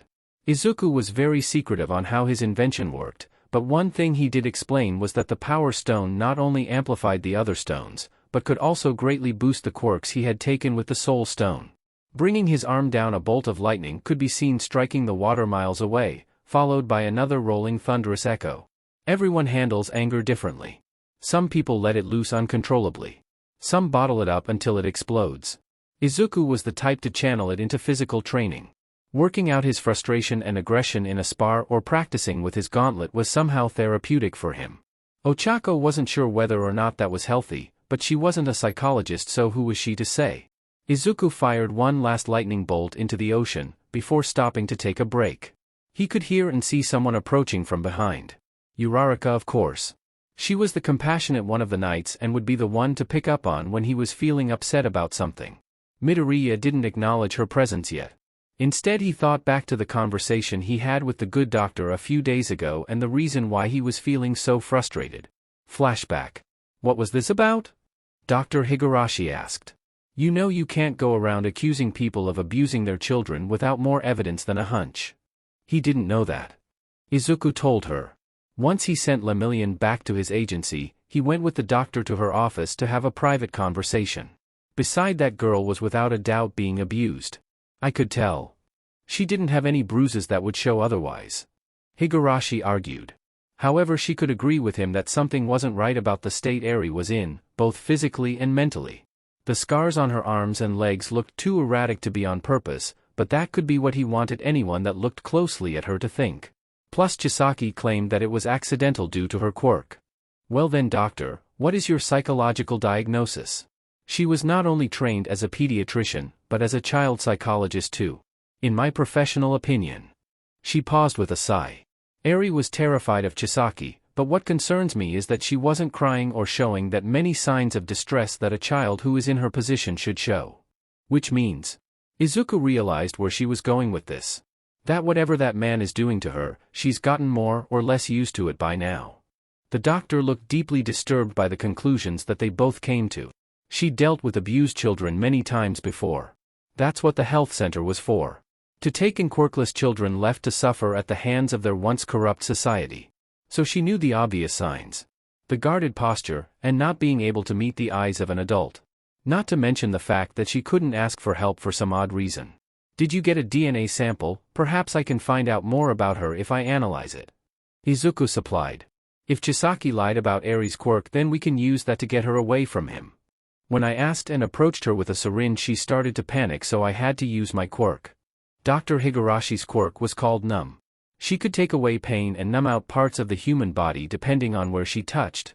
She didn't feel or notice a thing. Reaching into the front pocket of her lab coat, she pulled out a small vial filled with Ares blood and handed it to Izuku. End flashback. You look like you want to say something, Angel. Izuku used her codename to acknowledge her without turning around. How did you know it was me? Ochako was curious as she approached. Look at the floor. He stated, making her look down to see a normal-sized living human eye melded into the floor of the platform they stood on. Eye stamp, a very useful quirk, makes it hard to sneak up on me, he said as he cancelled the quirk, making the eye vanish. That's creepy, Ochako remarked before asking what she came here to find out. Are you alright? Because you've been out here hurling lightning bolts for a while. He turned to look at her properly and Uraraka was surprised by the dark circles under his eyes. You don't look so good. Been having trouble sleeping lately, he said quietly. Weird dreams of people I don't recognize. Probably the stress of the job getting to me. Have you thought about taking some time off? She asked sincerely. Do I seem like a good person? Izuku inquired her instead of answering her question. Do I come off as someone warm or welcoming? Well, you're nice most of the time, but you're certainly intimidating when you want to be. Uraraka told him the honest truth. Why? Did someone say otherwise? Do you know what the whole point of creating this Infinity Gauntlet was? Seeing her shake her head, he explained. The point was not just to create a device that granted me the power of quirks, the strongest quirks, but also it was supposed to make dreams into reality. The true power of my invention is the power to accomplish anything. I looked back out to the horizon, holding his armored hand up, reaching out to grab something that wasn't there. And yet even with all the power that my gauntlet grants me, I still couldn't make a little girl tell me the truth. Izuku sighed dejectedly. I could have saved her right then and there, but I didn't. He mumbled something about political and legal nonsense getting in his way. You shouldn't let that get you down. She had heard the gist of what happened the other day. How he ran into a child that was clearly trying to escape her tormentor. That the man somehow talked his way out of the accusations and that Izuku had to let this girl back into the man's custody. I'm not upset. I'm frustrated, Izuku corrected her.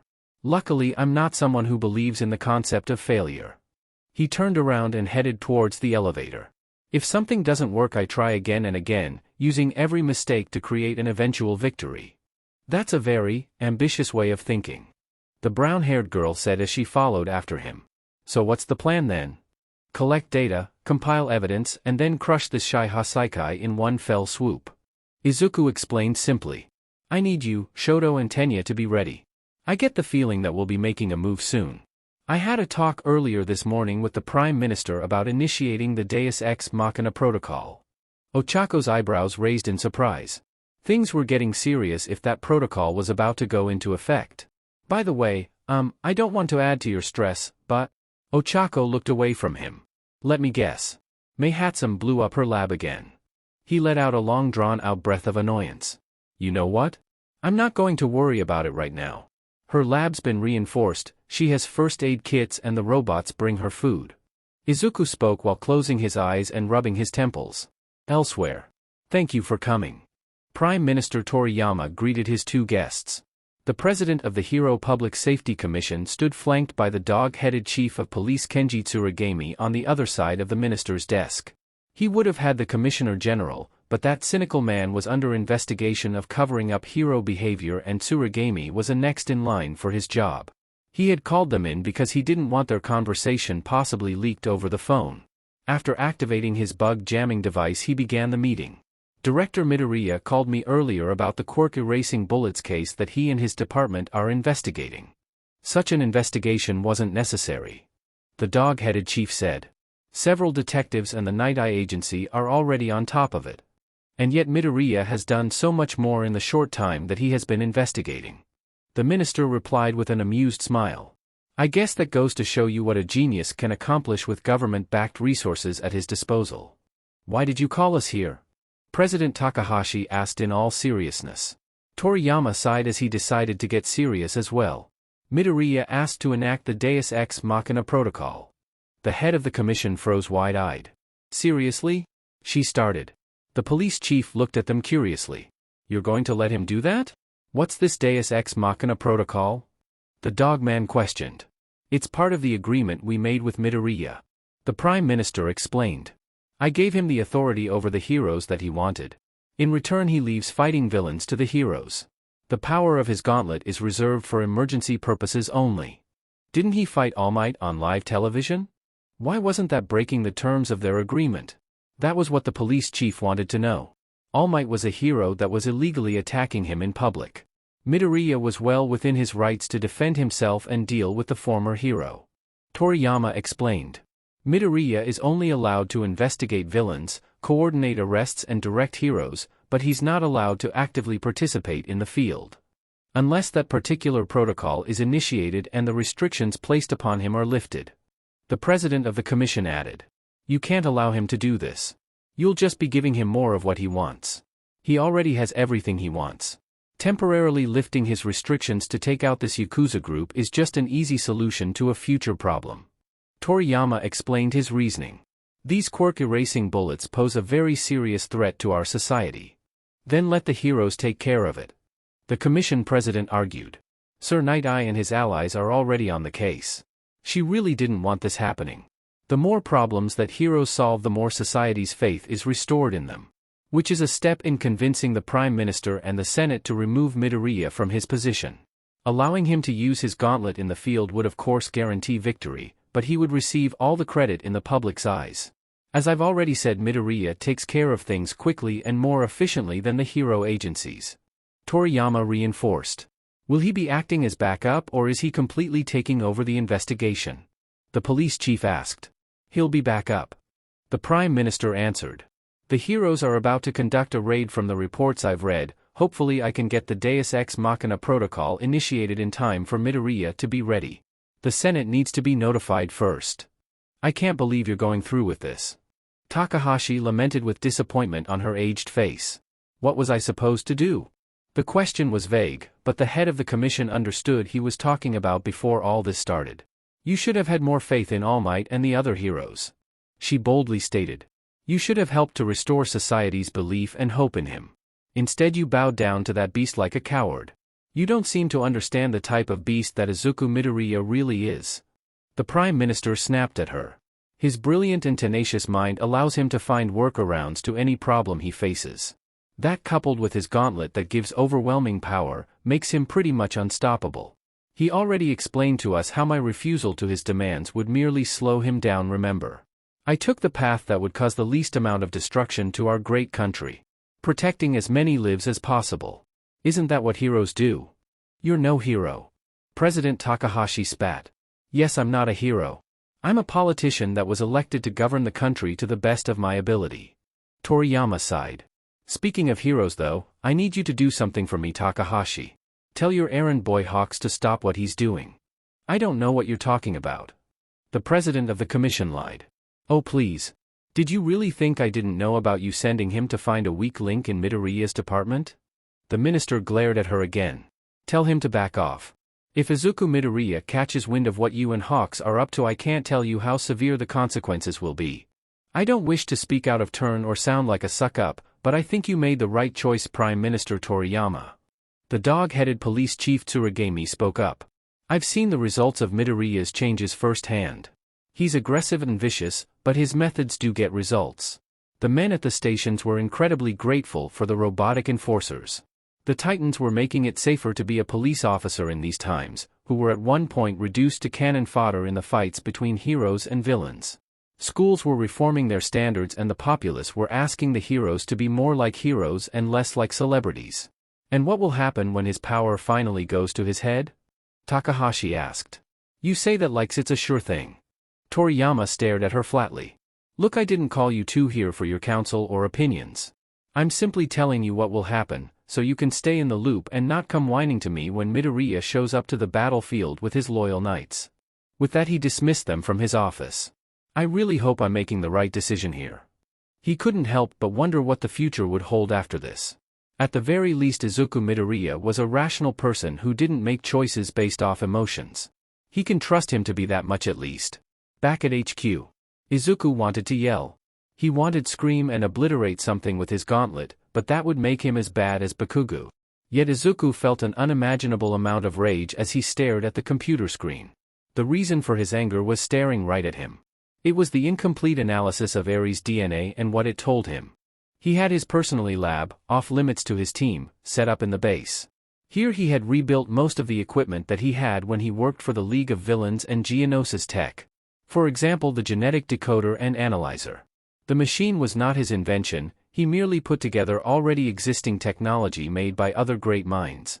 It was a great help in his quirk research and the making of the Infinity Stones. Stones which he didn't need to fabricate anymore, yet he couldn't part with a device so useful. Izuku put that genetic analyzer to work days ago to break down the DNA that he found in the quirk-erasing bullets.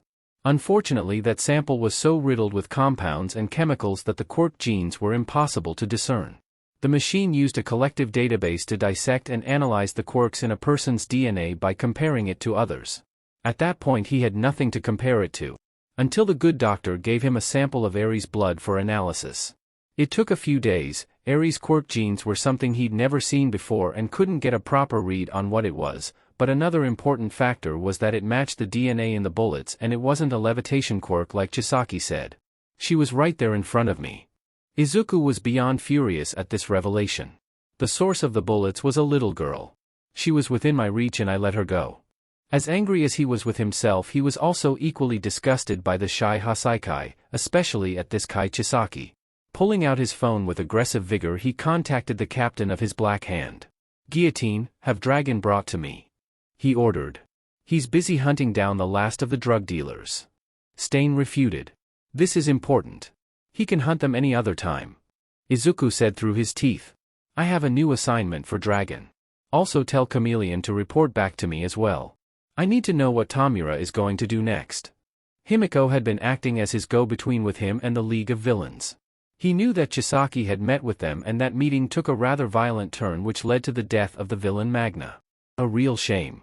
Izuku kind of liked him, he thought his quirk was interesting and useful as well. That left the League down to Shigaraki, Kurogyri, Twice, Compress, Spinner and a few spare prototype Nomu that were no match for even a newly minted pro hero. Himiko Toga still considered herself part of their group, hence why Izuku frequently used her for information by exploiting her obsession of him. That was how he knew what Tamura Shigaraki was planning. Pretend to join forces with the Yakuza group, then stab them in the back when the opportunity presented itself. Izuku would allow him, of course, to continue with it. His future plans required Shigaraki to become a huge but controllable threat to society. One thing he couldn't allow was for the leader of the League to get his hands on the bullets or the child. "I need to make sure all my pieces are in place before I pull this off." Izuku folded his hands together as he began formulating a plan to rescue Eri and get his hands on that bastard Chisaki. The problem was the heroes that would undoubtedly be a part of this operation. Sir Night-Eye was already working on this case. The former sidekick of All Might. One of the suspects on his list for those that could be hiding the former symbol of peace or at least know his whereabouts.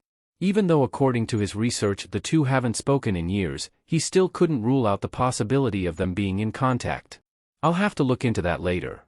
Right now he had to focus on the task at hand. The report showed that the Night-Eye agency was planning to conduct a raid in the next few days on the Shy Hasaikai's main base of operations to arrest the group. Izuku wondered why they were doing this with such little information on the group's activities as well as a lack of knowledge on the members and their quirks. The Gauntlet user felt that Night-Eye might have come to the same conclusion that he did about the quirk-erasing bullets. That older boy Lemillion was with him when he met Chisaki and his supposed daughter. He was Sir Night-Eye's intern too. He most likely told the hero everything and the pro must have come to a hypothesis based off new and previous information. Izuku began tapping his fingers on the desk. He just needed final approval from the Prime Minister. One phone call and he could move on this. Izuku stared into the abyss that he suddenly found himself in. He'd been having this dream a lot lately. This time he felt more lucid than a typical dream. As if he was more aware of himself and where he was. When he turned around he saw the same group of 8 people standing in the darkness. Sometimes he got a brief look at them, but he still didn't recognize these people and he normally had a good eye for faces. The one in the center walked towards him. This one seemed to be the leader as he was the only one that ever spoke to him. Izuku's eyes followed the man as he approached. He had white disheveled hair that seemed to obscure the top half of his face, leaving it shadowed, but Izuku could see his mouth moving clearly. No words reached him, so Midoriya had to try reading his lips. Enough. That word was all he could make out. Enough? Izuku said aloud. What do you mean? What are you saying? What's enough? He tried to ask, but got no response. Before he could demand more answers, the figures vanished into darkness as the dream ended. Izuku woke with a start. Sitting up in his bed, his ears finally registered the beeping noise coming from his nightstand. Grabbing the digital tablet, he smirked, seeing exactly what he was waiting for. The documents from the Prime Minister himself, signed and approved, were finally sent to him. It looks like the Deus Ex Machina protocol was a go. Full permission to use his powers and knights to take down the Shai Hasaikai. Finally.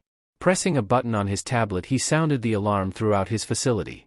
Todoroki, Uraraka, and Ida knew the drill. Wake up, put on your uniforms, grab your gear and meet on the helipad.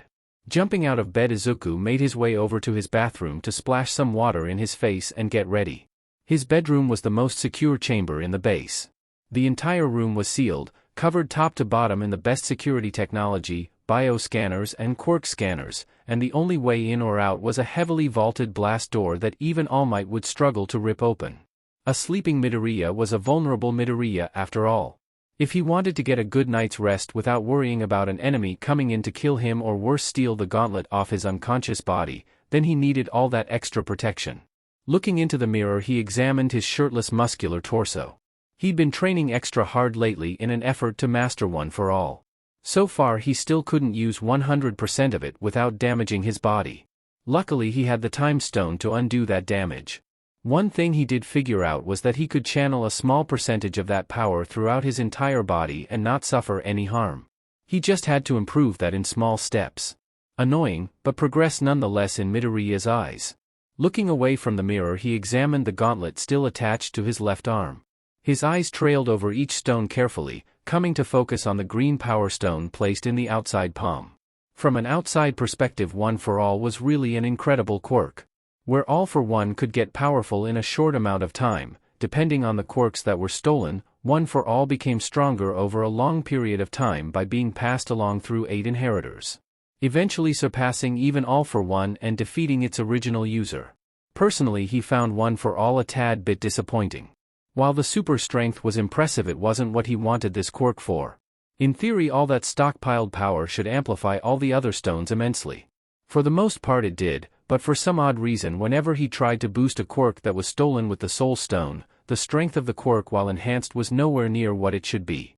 It was almost as if those two quirks were not compatible, which Izuku found hard to believe. Turning the sink on, he splashed some water in his face, putting those thoughts to the back of his mind for later. Right now he had a Yakuza group to take down and a little girl to save.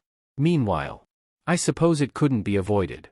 Chisaki sighed as he walked with his second in command. They were headed to Eri's room.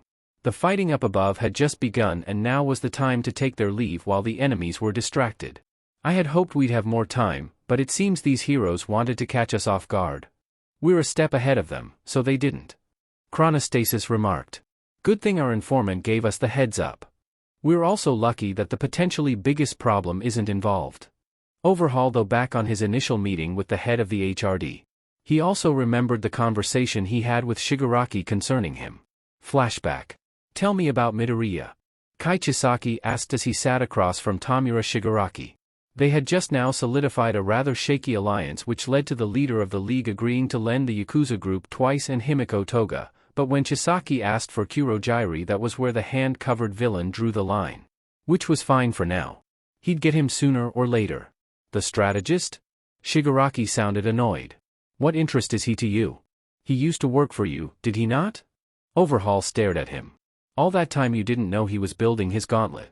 Right under your nose. Before Apotheosis joined the league, he had sent Chronostasis to bring him in. Unfortunately, the kid refused and was being protected by a group of small-time thugs called the Chain Gang. Thus Overhaul himself went to the garage to personally meet this genius consultant and maybe teach him a few valuable lessons. After killing the gang, he found out Apotheosis was recruited by another villain organization and was for now out of reach. He didn't hear anything about the kid until the footage on the news of him tearing a hero tech building down and his identity being exposed. After that, the boy went on to force his way into a government position, which was quite an impressive feat. So what kind of person is he? He's a brat that doesn't know how good he had it with us. Shigaraki growled.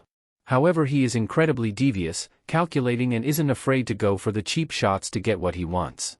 He pisses me off most of the time, but it was those very traits that made me want him in my league in the first place. I see, so he's very dangerous then. Chisaki thought back to his encounter with him the other day. Midoriya was powerful, but he was weighed down by political and legal restrictions. Extremely dangerous, so I wouldn't go putting myself on his radar if I were you. Tamura warned him. A little late for that. Chisaki thought bitterly. Chasing after that naughty girl Eri had put him right in the line of sight of Izuku Midoriya. The boy with the gauntlet that could crush cities and take away those abhorrent mutations people called quirks. He would have to be careful how he conducted any future moves from here on out. Present time. It's time to go, Chisaki said to Chronostasis as his subordinate picked up Eri from her room. Thanks to some inside information, they were able to prepare an escape from the heroes and police that just came to raid their base. While the underlings were keeping them busy, Overhaul planned to make his way out along with the source of his bullets. We need to hurry, Chronostasis warned. The heroes won't be kept at bay for long. Especially with those robots supporting them. Just as he said that, the corridor began to shake and violently.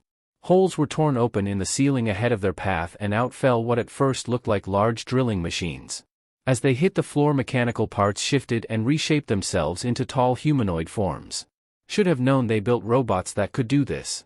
Chisaki scowled at the three titans that now stood in his way, tracking dirt everywhere.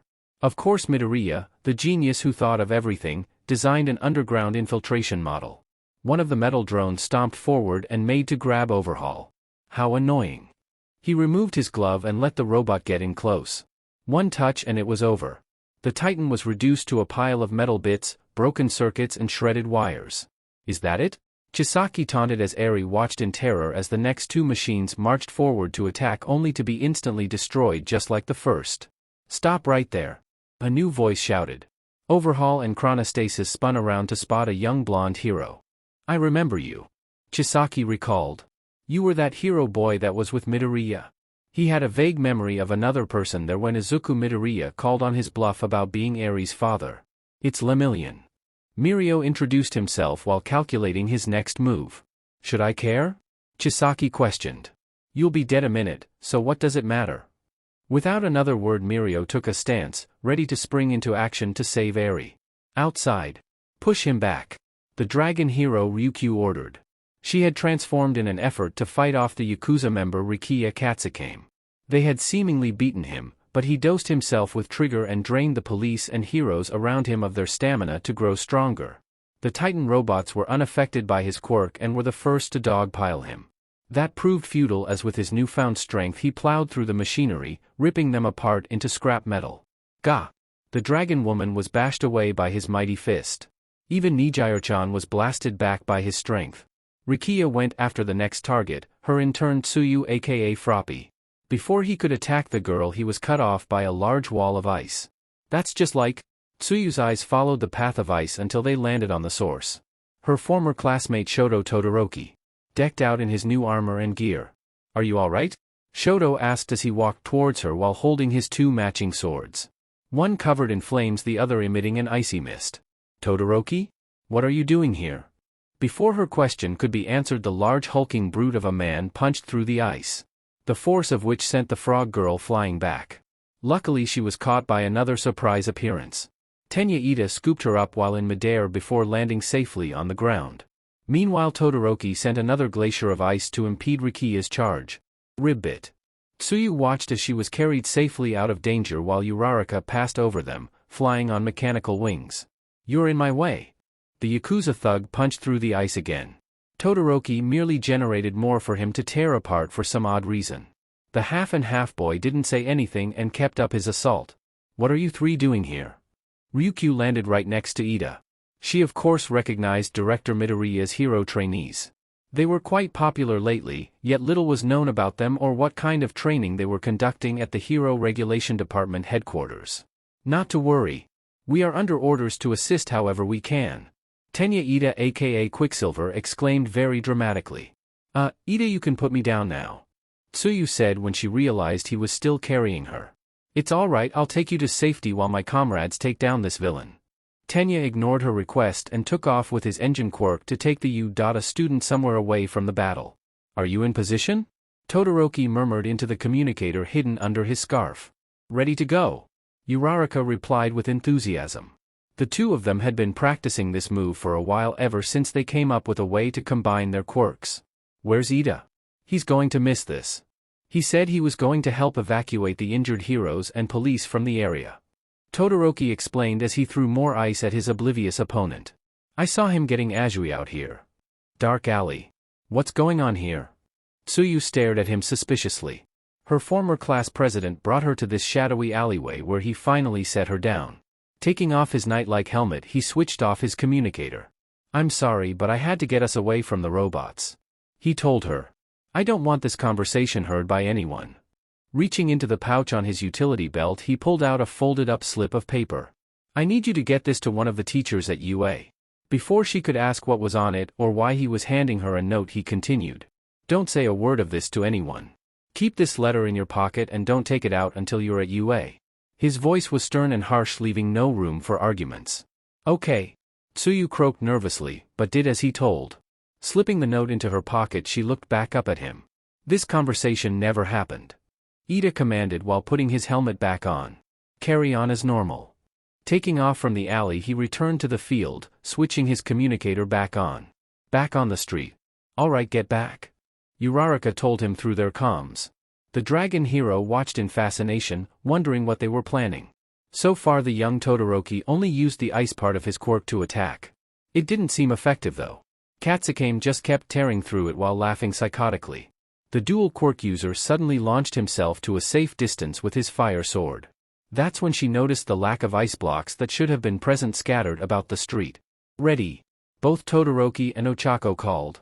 It was then that Ryukyu found where all the ice went. Directly above the villain, floating in the air, frozen chunks hovered around the girl with metal angel wings. Mega Hail. Placing her fingers together, she released the hold her quirk had over the gravity-suspended objects. Her jet-powered wings kept her in the air while the boulders of ice rained down upon their target. Gah! Katsukame roared as he was repeatedly battered by the falling ice. When it was over, the man lay unconscious among a pile of frosty rubble that covered the entire street. Ryukyu landed back on the ground behind Fahrenheit, still in her dragon form. That was impressive. She complimented the young hero. Thanks. Despite the changes in how he perceived his quirk, Shoto still kept his cold demeanor towards people. He didn't do it to be condescending towards others, but he had it for so long it just came naturally at this point. High up above the street, Ochako aka Angel kept a vigilant eye on the area. It seems the police and heroes had gained control of the compound. The Shai Hasaikai's underlings were being rounded up and arrested at this very moment. That was so cool. A voice shouted from directly behind her. Uraraka was so startled that she almost lost her balance with her jet-powered wings.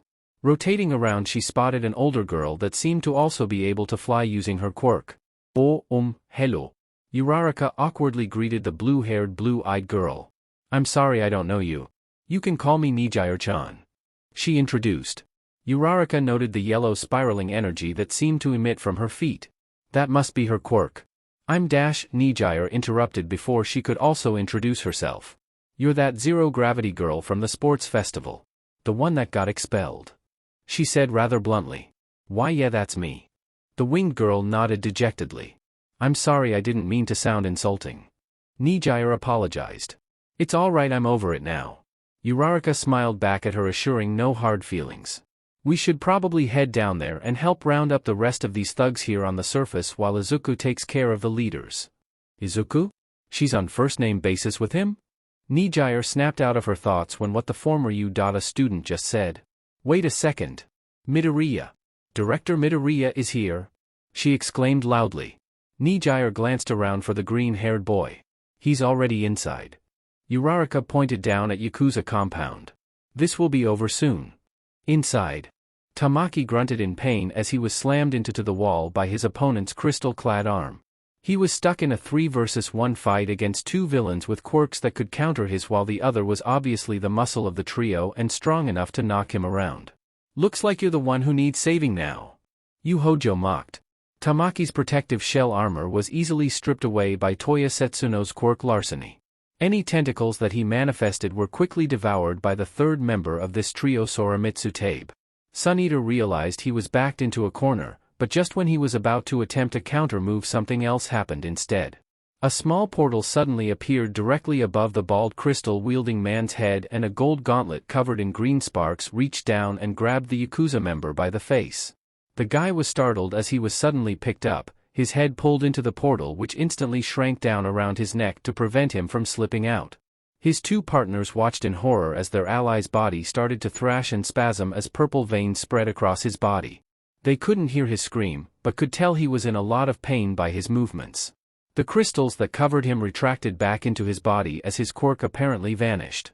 His movement stopped and his body was released, falling to the floor like a rag doll. While they were distracted, another portal opened up, this time above the carnivorous bagged masked one. A Titan robot came crashing down on top of him. Pinning Soromitsu to the floor, the machine grabbed him by the back of the head and slammed his face into it, knocking him unconscious. Tamaki wasted no time and whipped the last remaining Yakuza member in his terrified face with his tentacles, taking him down as well. With all targets neutralized, another portal opened. Instead of a robot this time, it was Izuku Midoriya. Walking out so casually as if he wasn't standing in the middle of the Shy Hasaikai's base. "Are you alright, Sun Eater?" Tamaki noticed his eyes looked rather odd. The color seemed to be inverted, the sclera being green and the iris was white. "I'm sorry that I couldn't step in earlier, but this one's quirk might have been problematic for me." He pointed to blonde one. "How did you?" Tamaki was relieved but also very confused. "X-ray eyes." Izuku pointed at his sockets. "One of the quirks I appropriated lets me see through walls. I watched your fight from a few rooms away and waited for the right moment to intervene." "Thanks for the help, but why are you here?" the older boy questioned. "As you just said. I'm here to help, and that's all you need to know." Izuku smiled at him while pulling out a medical pack and tossing it to the young hero. "My apologies for leaving you here, but time is of the essence." A portal formed behind him which he stepped back into before shutting it. The older boy watched him leave warily. Tamaki hissed in pain as he felt his fractured ribs. He took a minute to contemplate the situation. Now Director Midoriya, the head of the Hero Regulation Department, was involved. Tamaki thought he wasn't allowed to interfere with hero work. "The next stop. This all you have?" Rappa asked as he battered Fat Gum with another barrage of punches. The hero collapsed to one knee as he stood protectively over an unconscious Kirishima. The red-headed boy did everything he could to break through the barrier protecting Rappa, erected by his partner. Luckily, it was just enough to give Fat Gum the opportunity to knock the member of the 8 bullets out for the count. Interestingly enough, Kendo Rappa did nothing to protect the other guy. He said he was glad Tengai was out of the picture and now he could enjoy the fight without anyone else getting in the way. "Come on. Get up. A real man dies on his feet," he taunted. Before the pro hero could get back up and continue this fight, a portal opened underneath Rappa's feet. "What the?" He had enough sense to jump away before he fell in. "Nice reflexes," a new voice complimented. Fat Gum recognized it and turned to face the figure approaching from the shadows. He revealed himself to be Izuku Midoriya, the villain-turned-government official. "Who the hell are you?" Rappa demanded. "Are you joking?" Izuku asked. "Is he joking?" He looked to the hero as he asked again. "I'm Director Midoriya, head of the Hero Regulation Department." "Doesn't ring a bell," the muscular villain said honestly. "I defeated All Might a while ago." Izuku tried again and still got no recognition from this guy. "Don't watch the news," Rappa replied. "However, if this kid defeated All Might, then he must be extremely strong." "Well then, allow me to educate you." Izuku walked calmly towards him, coming to stand between the now skinny hero and muscular thug. Rappa wasted no time in throwing a punch at the kid before he could get another word in. The haired boy simply caught the fist in his gauntlet, his feet didn't even slide back an inch. "You're the attack first, ask questions later type, I see." Izuku smirked as he pointed his bare hand, now covered in black sparks, at the man. "Vector." Rappa was instantly sent flying in the direction he pointed. "Ah! Throwing me won't be enough." Rappa jumped back up and charged him. "You know." Izuku flash warped out of his reach. "You remind me a bit of a villain I fought some time ago." He again warped away from the swinging fists. "His quirk was very different from yours, but both your aggressive styles are very similar." He repeatedly warped to avoid the hits, much to the man's frustration. "Fight me, damn it," Rappa demanded. Izuku just chuckled at his words. You meatheads are all the same. The teen warped directly behind him and jumped on his back. Thinking with your fists and your quirks. Rappa tried to shake him off, but Izuku had super strength so he could hang on all he wanted. Gripping the back of his neck with his gauntlet, he activated the Soul Stone. Gah! Fat Gum watched wide-eyed as the villain he was fighting screamed in agony. Purple veins covered his body as he thrashed around, but not because he was losing his quirk. Do me a favor and hold on to this for me. Izuku finished his work and leaped off of him. His eyes held cruel amusement as he observed the effects of what he'd just done. Rappa's body began to flatten out, becoming pancake thin, limbs flopping around, bending at multiple angles as if he was now made of flimsy paper. My body. He collapsed on ground, unable to stand or properly move. Looks like I found a use for origami after all. Izuku left the man there and walked over to the pro hero and unconscious Utada student. Are you alright, Fat Gum? Yeah, we'll be fine. The hero picked his young intern up in his arms. What did you do to him? His eyes landed on the flattened Rappa on the floor, who still struggled to move his body and failed. I gave him a quirk that basically makes a human an invalid. Izuku simply explained.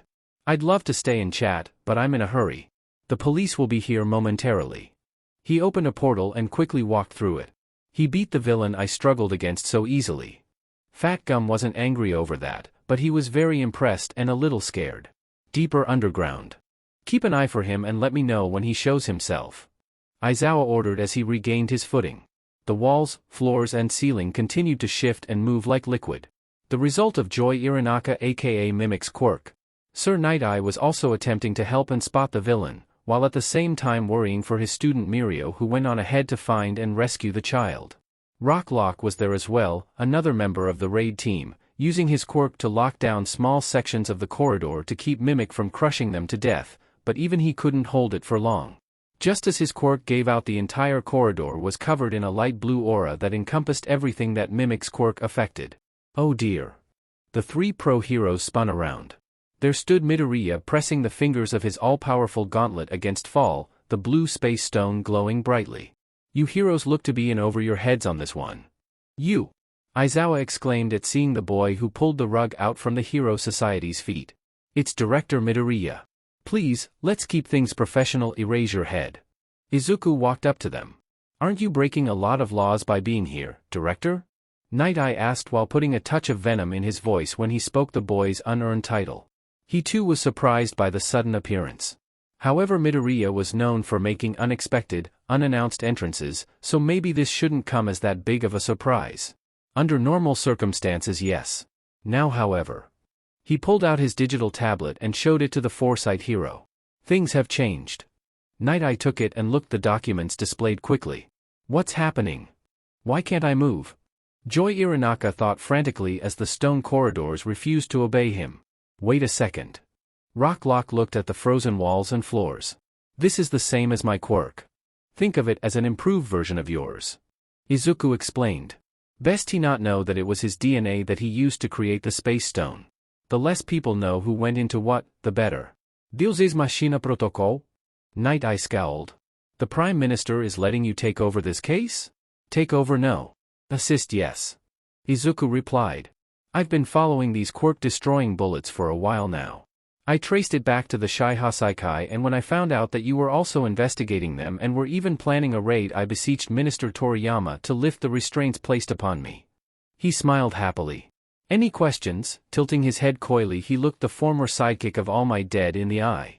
I can't believe the Prime Minister is letting him get away with this. Night-Eye scowled at the gauntlet-clad boy who defeated the man who he looked up to most. Not only that, but Midoriya took what belonged to All Might and should have been given to Mirio Togata. Some people had great respect for Izuku Midoriya, but Night-Eye saw him for what he really was. Nothing more than a cunning thief that stole what other people worked hard to obtain. Then again, he let him get away with much more than this. Now this fellow that you've been having trouble with. Izuku deactivated the Space Stone's power, then activated the Reality Stone, while amplifying it with the Power Stone. With these two stones it was child's play to force the corridor into a more solid, even shape. What is this? Mimic screamed in rage as his quirk was overpowered. Even with Trigger he was no match for Izuku's Infinity Gauntlet. Oops, is your quirk boosting drug wearing off? Midoriya chuckled as he started tearing chunks out of the walls before crushing them with his telekinetic powers. Your real body has to be here somewhere. So that's it. Sir Night Eye observed the green stone in the boy's gauntlet. According to All Might, that stone is one for all. It was right there, just a few feet away. He could reach out and touch it if he wanted to. I could grab the stone and run. He might not ever get a chance like this again, but no, he couldn't afford to take that risk. Especially while Midoriya had all those other stones and could easily overpower him and take not only the stone back, but steal his quirk as well. Night Eye didn't want to think of the possible damage that could be done by a Midoriya with foresight. Plus there were more important matters right now. Thank you for the help, but we have the situation under control. Aizawa told him. Really? Izuku didn't even face him as he pulled out another piece of the wall. Because from where I'm standing it looks like you lot bit off more than you can chew with this one. I had to stop and help Sun Eater as well as Fat Gum while on my way here. Both of whom were in terrible condition. Still think you don't need my help? He's right. Sir Night Eye found himself agreeing reluctantly. We all know how powerful Director Midoriya is. With him here this will be over shortly. Even though he said that secretly the former sidekick was plotting to use his quirk on Midoriya the first opportunity that became available. I've already made eye contact. His quirk needed physical contact though to first activate. If Night Eye could just look into his future, he might be able to see what he was planning, maybe even see if he was defeated or if One for All was ever reclaimed. Gotcha. Izuku smirked as he watched the frightened tall man leap from a chunk of rubble that he just tore from the wall. Reaching out with the reality stone, he yanked Mimic's true body towards him with his armored fist open to catch him and take his quirk. Or he would have if Erasure didn't deactivate the Yakuza villain's quirk, then clothesline him with his capture weapon before knocking him out. You're welcome. Aizawa said gruffly. Thanks. Izuku said through his teeth. He really wanted that quirk. The ability to merge with non-organic objects would have been very useful. Rocklock, I need you to go back and make sure Fat Gum and the others are safe. Izuku also ordered the officers and few remaining robots to go with him. You two are with me. The infiltration units gave me Kai Chisaki's last location. He pointed to Sir Night Eye and Erasure Head. None of the heroes liked taking orders from him, but Midoriya had authority equal to the Hero Commission, so they had no choice. Even though he said he wasn't here to take over, he was doing just that. Then let's end this already. Night Eye glared at him. Izuku didn't reply, instead he prepared to open up another portal. Meanwhile, was going to end it there, but this is a much better cliffhanger. I just need to hold him off till Sir and the others get here. Mirio though as he drove his fist into Overhaul's face, passing right through his open hand. Luckily the villain's quirk required him to touch a person or object with his hands, which Mirio's quirk permeation was the perfect counter for. However, that didn't stop Overhaul from destroying and transforming the environment around them into something more lethal, like an open chamber full of spiked pillars. He can't defend himself and Eri at the same time. Chisaki had tried to fatally injure the girl and force the hero to surrender as only he had the power to fix her, but that proved easier said than done. Any move he made, Lemillion was there to either pummel him or pull Eri out of harm's way. Chronostasis was unconscious and out of the picture for now. All he had left was Nemoto. Chisaki shouted while tossing the pinned underling one of the new perfected bullets. Take the shot? This one would completely destroy the quirk, unlike the others that just temporarily disabled it. Loading the bullet into his pistol, Nemoto aimed it at the young blonde hero that dared to fight against the shy Hasaikai. The bullet would pass through Lemillion as they'd all seen, but the child he was attempting to save had no such ability. Moving the sight, he now pointed the gun at Eri, still bundled up in the hero's cape, and immediately pulled the trigger. If he wanted to protect her, he'd have to take hit. Mirio saw where he was aiming and without thought or hesitation threw himself in the path of the bullet. He wasn't afraid though. He kept his smile the whole time. It was the only way to assure Eri that everything would be alright. Strangely enough, there was no pain. Mirio heard the gun fire. Did the bullet completely miss? Turning around, he spotted the small projectile held in midair a few feet from piercing him. That was a close call. Everyone stopped what they were doing, and finally noticed the portal opened off to the side of where they were fighting. Izuku stood at the edge of it with his gauntlet arm outstretched. But it seems we've made it in time. The bullet flew through the air into his open palm. This is one of those quirk erasing bullets. The green-haired teen examined the small object in his hand as he stepped through the portal. Erasure Head and Sir Night Eye followed behind him. So how exactly were you planning to save anyone without your quirk Lemillion? Izuku turned to face Mirio with a frown at such a foolish decision the other boy was about to make. He slipped the bullet into the pocket of his suit before facing the leader of this Yakuza group. Hello Kaichisaki. We meet again. He smirked. I don't go by that name anymore, Apotheosis. Overhaul spat the boy's villain name distastefully. And I don't go by that name anymore. Izuku's smirk widened further as he pointed his gauntlet at him. How could this happen? He had the strongest quirk in existence. No one could compare to his power. Any quirk was his for the taking. He had no equal. All those who dared to challenge his rule fell before him. Even the 6 who came after his foolish little brother were no match. How? Yet this man. This titan of a man. He threw everything at him. Every single quirk at his disposal. The 8th user of his opposite was somehow matching him. Not just matching, overwhelming him. Even injured and bleeding, this man kept going stronger than ever. How? He couldn't even try and take the quirk. Every attempt was met with a violent crushing blow to his body.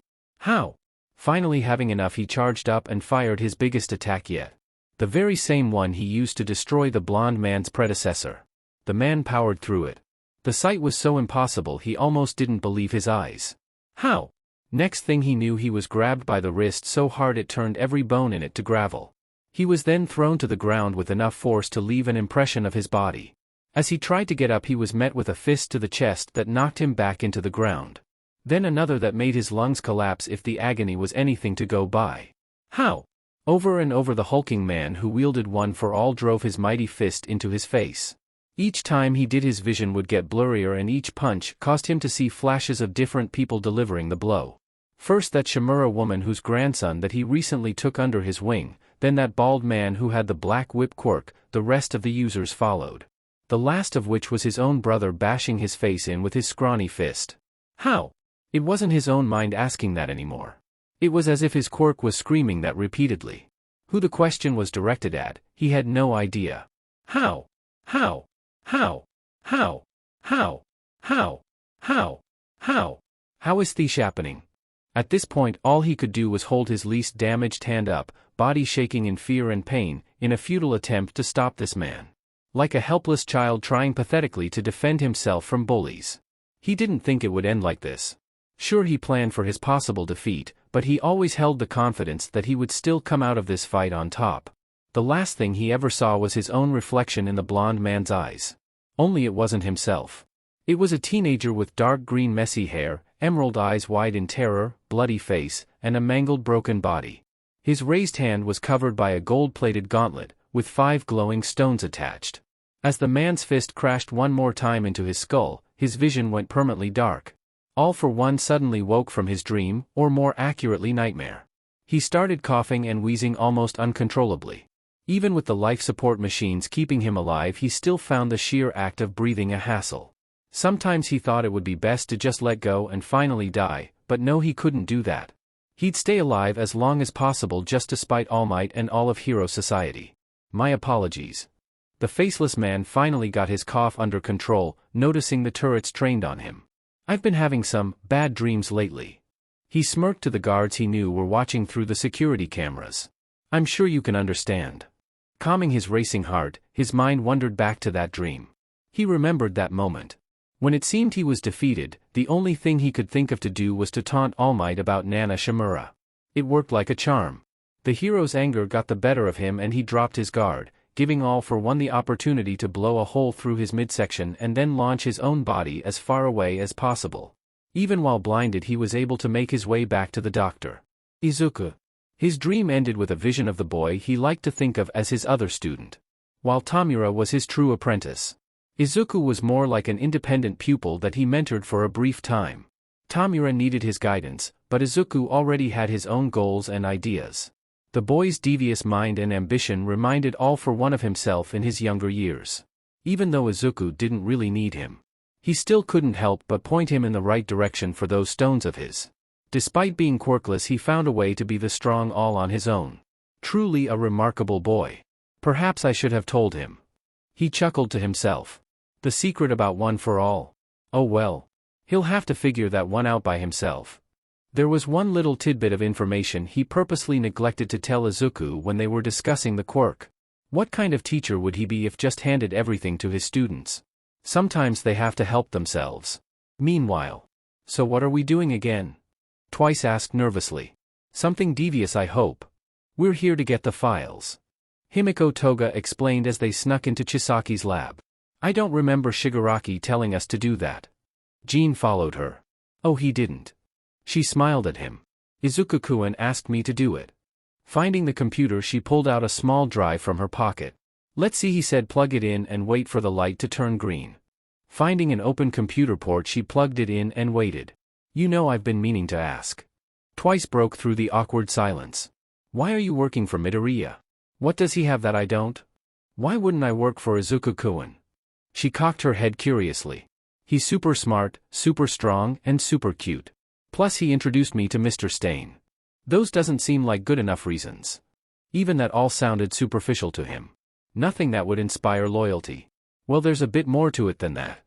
Himiko toyed with a lock of her blonde hair as she thought about what Izuku told her. They called you a monster? Because of your quirk? Izuku scoffed. That's ridiculous. The absurdity of people sometimes. To label a quirk as abnormal and to claim that person is monstrous. In today's world. Listen to me, Himiko. You may be a bit extreme sometimes, but I think your quirk is incredible. Everyone has a place in this world, and so do you. He said while holding his hand out for her to take. Come with me and I'll show you. He just won me over, Jean. Himiko grinned from ear to ear. He also gave me some new toys to play with. Hey, what are you two doing in here? They both turned to see one of Overhaul's underlings at the entrance. He must have come to erase all the files and destroy the hard drives, disposing of all the evidence. We're stealing your files. Himiko said nonchalantly as she snapped her fingers. You traitorous little dash. He was cut off as 4 needles attached to small rubber hoses shot into his shoulders and neck. More and more of these needles stabbed into him as they started to rapidly drain him of his blood.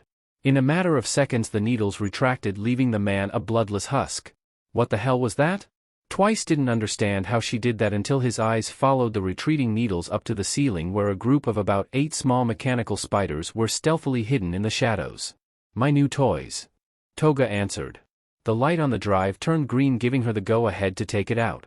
Just as she did, the room started shaking from a loud booming rumble that came from below. Oh, looks like Izuku-kun is getting to work. Damn, I really wish I could see it. The blonde girl bit her lip in frustration. Let's go. Is it me, or did she get scarier? Twice thought as he watched her step over the dead body of the man her robot spiders just killed. I like it. A few minutes earlier. Izuku stared Chisaki down while simultaneously taking stock of every individual in the area in a matter of seconds. Erasure Head and Night Eye were beside him. Lemillion was standing protectively in front of Eri. Chisaki was by himself. The one known as Chronostasis was unconscious.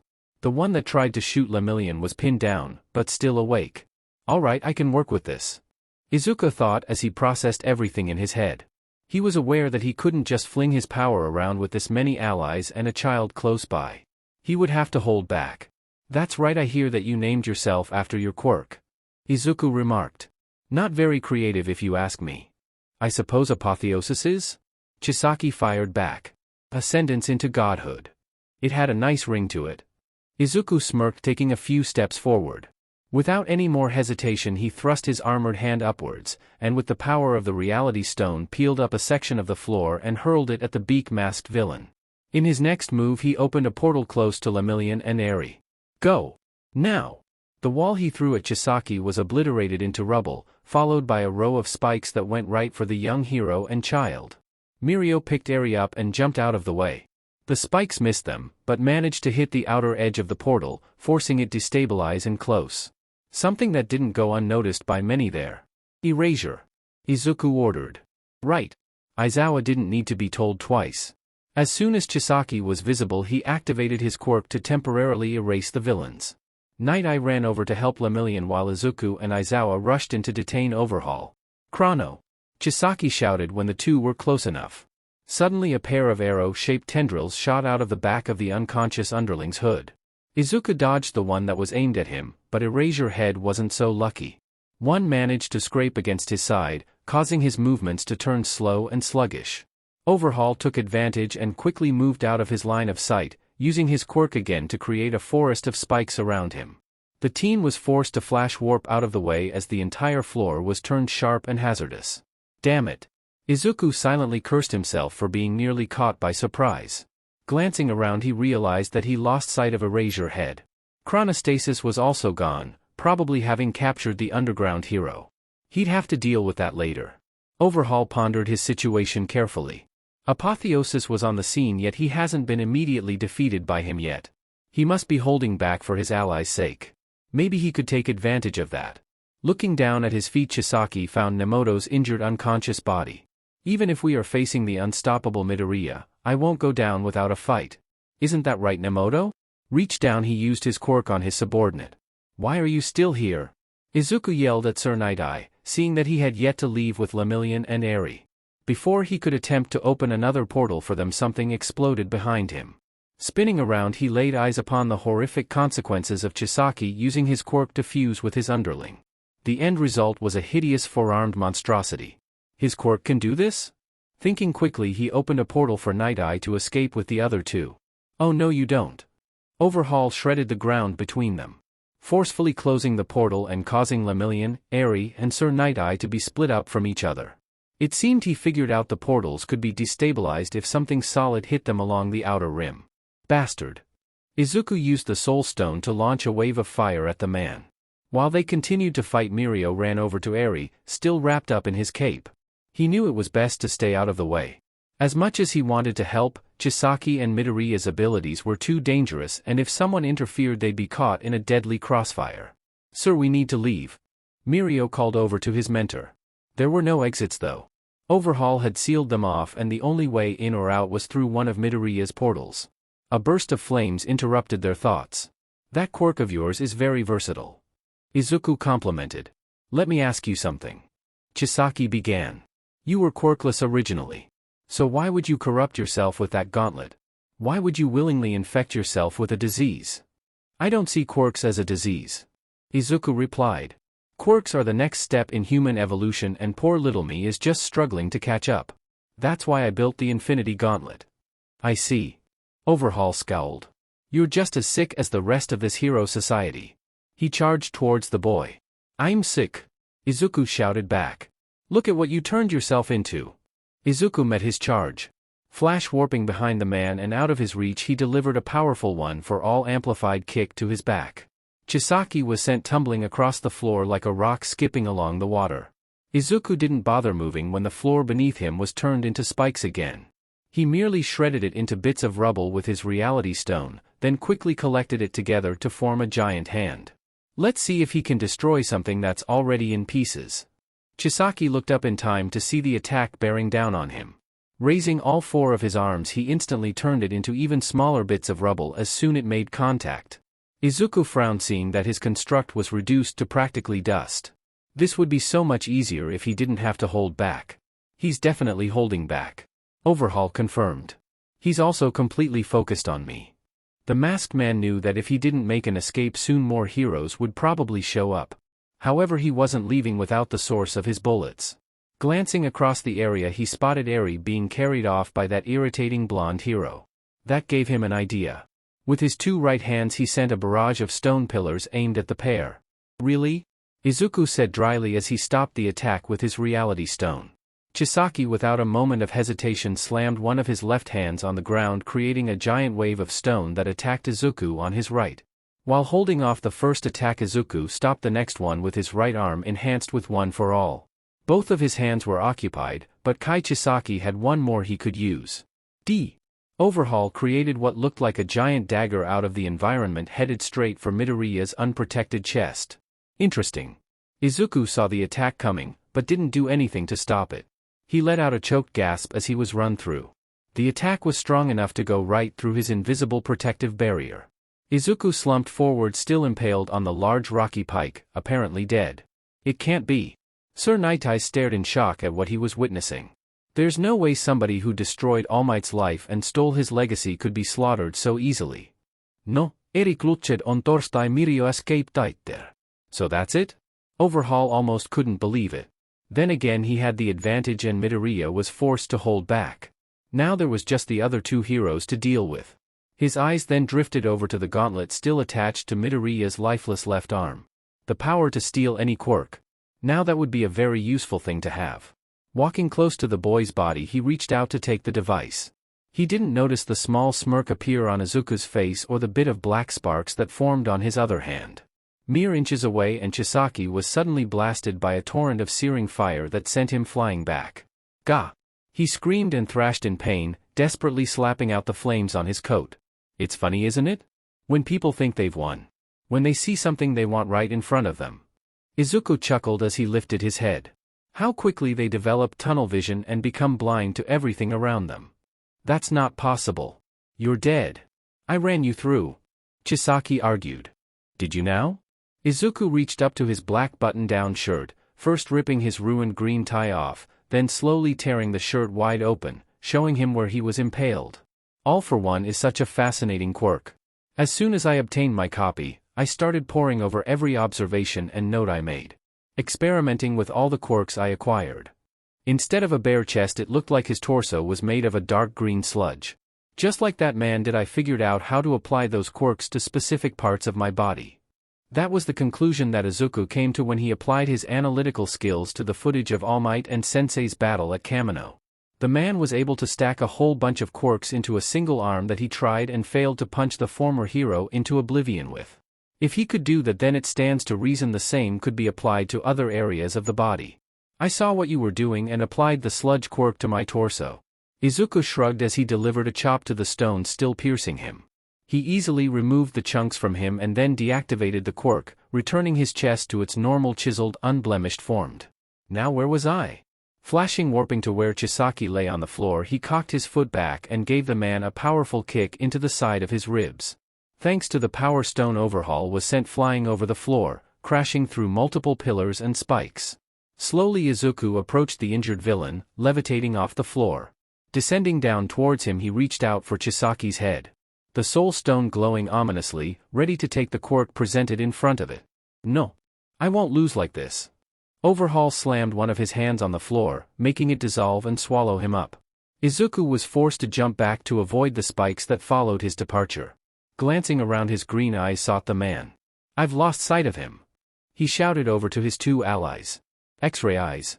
Using a quirk he appropriated with the Soul Stone, he gazed through the floor looking for Chisaki. He didn't spot him, but he noticed a crude tunnel headed straight for Lemillion. Look alive. No sooner than those words left his mouth, the ground behind Eri exploded and that four-armed abomination of a man burst out, wounds fully repaired, reaching out to grab her. Mirio immediately acted, using his quirk to phase through the little girl.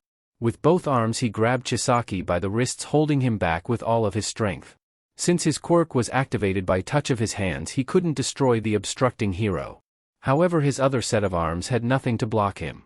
That was when Night Eye made his move, running up behind the villain and grabbing those wrists to prevent him from killing his student. You see this, Eri? A mouth opened on Chisaki's palm. This is what your disobedience does. Do you want to see these two die, you little monster? He said, using Nemoto's quirk on the child. Night Eye. Lemillion. Move aside. Izuku hovered over them with his gauntlet pointed at the villain. Move. Now. He ordered furiously. The two of course ignored his call. If they moved, if they let go, it would mean certain death for them, and Overhaul would be just a step away from grabbing Eri. How many people will you kill, Eri? Chisaki taunted her. Eri watched with terror-filled eyes as these heroes risked everything for her. Why were they doing this? She asked herself. Her life didn't matter in her mind. Not after everything that happened. Eri truly believed she was a curse. Idiots. This is why I prefer to work alone. Izuku flew towards the villain they were restraining in another attempt to take his quirk. Chisaki saw him coming, and with the enhanced muscles in his newly reconstructed arms he spun around, throwing Mirio away and hurling Night Eye directly into Midoriya. Move it. Izuku roughly shoved Night Eye off of him. Reaching out with the Reality Stone, he manipulated the stone floor to grab a hold of Overhaul's legs. He would have just blasted him, but Eri was inches away from his reach and still frozen in fear. Lemillion. Get her away. He screamed at the hero while channeling fire into his other hand. Right. Mirio ran over and scooped Eri up to get her out of the line of fire. Izuku started to amplify the heat using One for All when something strange happened. The Power Stone, instead of strengthening what was once Endeavor's quirk, suddenly caused the fire to nearly fizzle out. That's not supposed to happen. The green-haired teen mentally panicked. In that moment of distraction, Chisaki broke free and hit the floor with his quirk, creating a row of spikes chasing after the hero that took his prize. Mirio had his back turned, so he couldn't see the attack, but he could definitely hear it. He couldn't use his quirk, which would save him, however would leave poor Eri to take the blow. The best he could do was shield her from the attack with his own body. As long as he saved her, nothing else mattered. That blow never came. Instead, another body crashed into his, shoving him out of the way. Spinning around on his feet, he saw his mentor, impaled and missing an arm. "Sir." Mirio watched him cough up blood. Unlike Midoriya, he didn't have a quirk to cheat himself out of the situation. Izuku quickly warped next to him and chopped the spike in half. He slung the hero's remaining arm over his shoulder and pressed his gauntlet to the wound. Activating the time stone, he frowned as nothing happened. As I feared. Organs are too badly damaged for restoration to take effect. Night Eye's blood spilled over the gauntlet's metal plating. "Why did you do that?" "My legs moved on their own." The former sidekick chuckled, remembering what All Might told him about true heroes.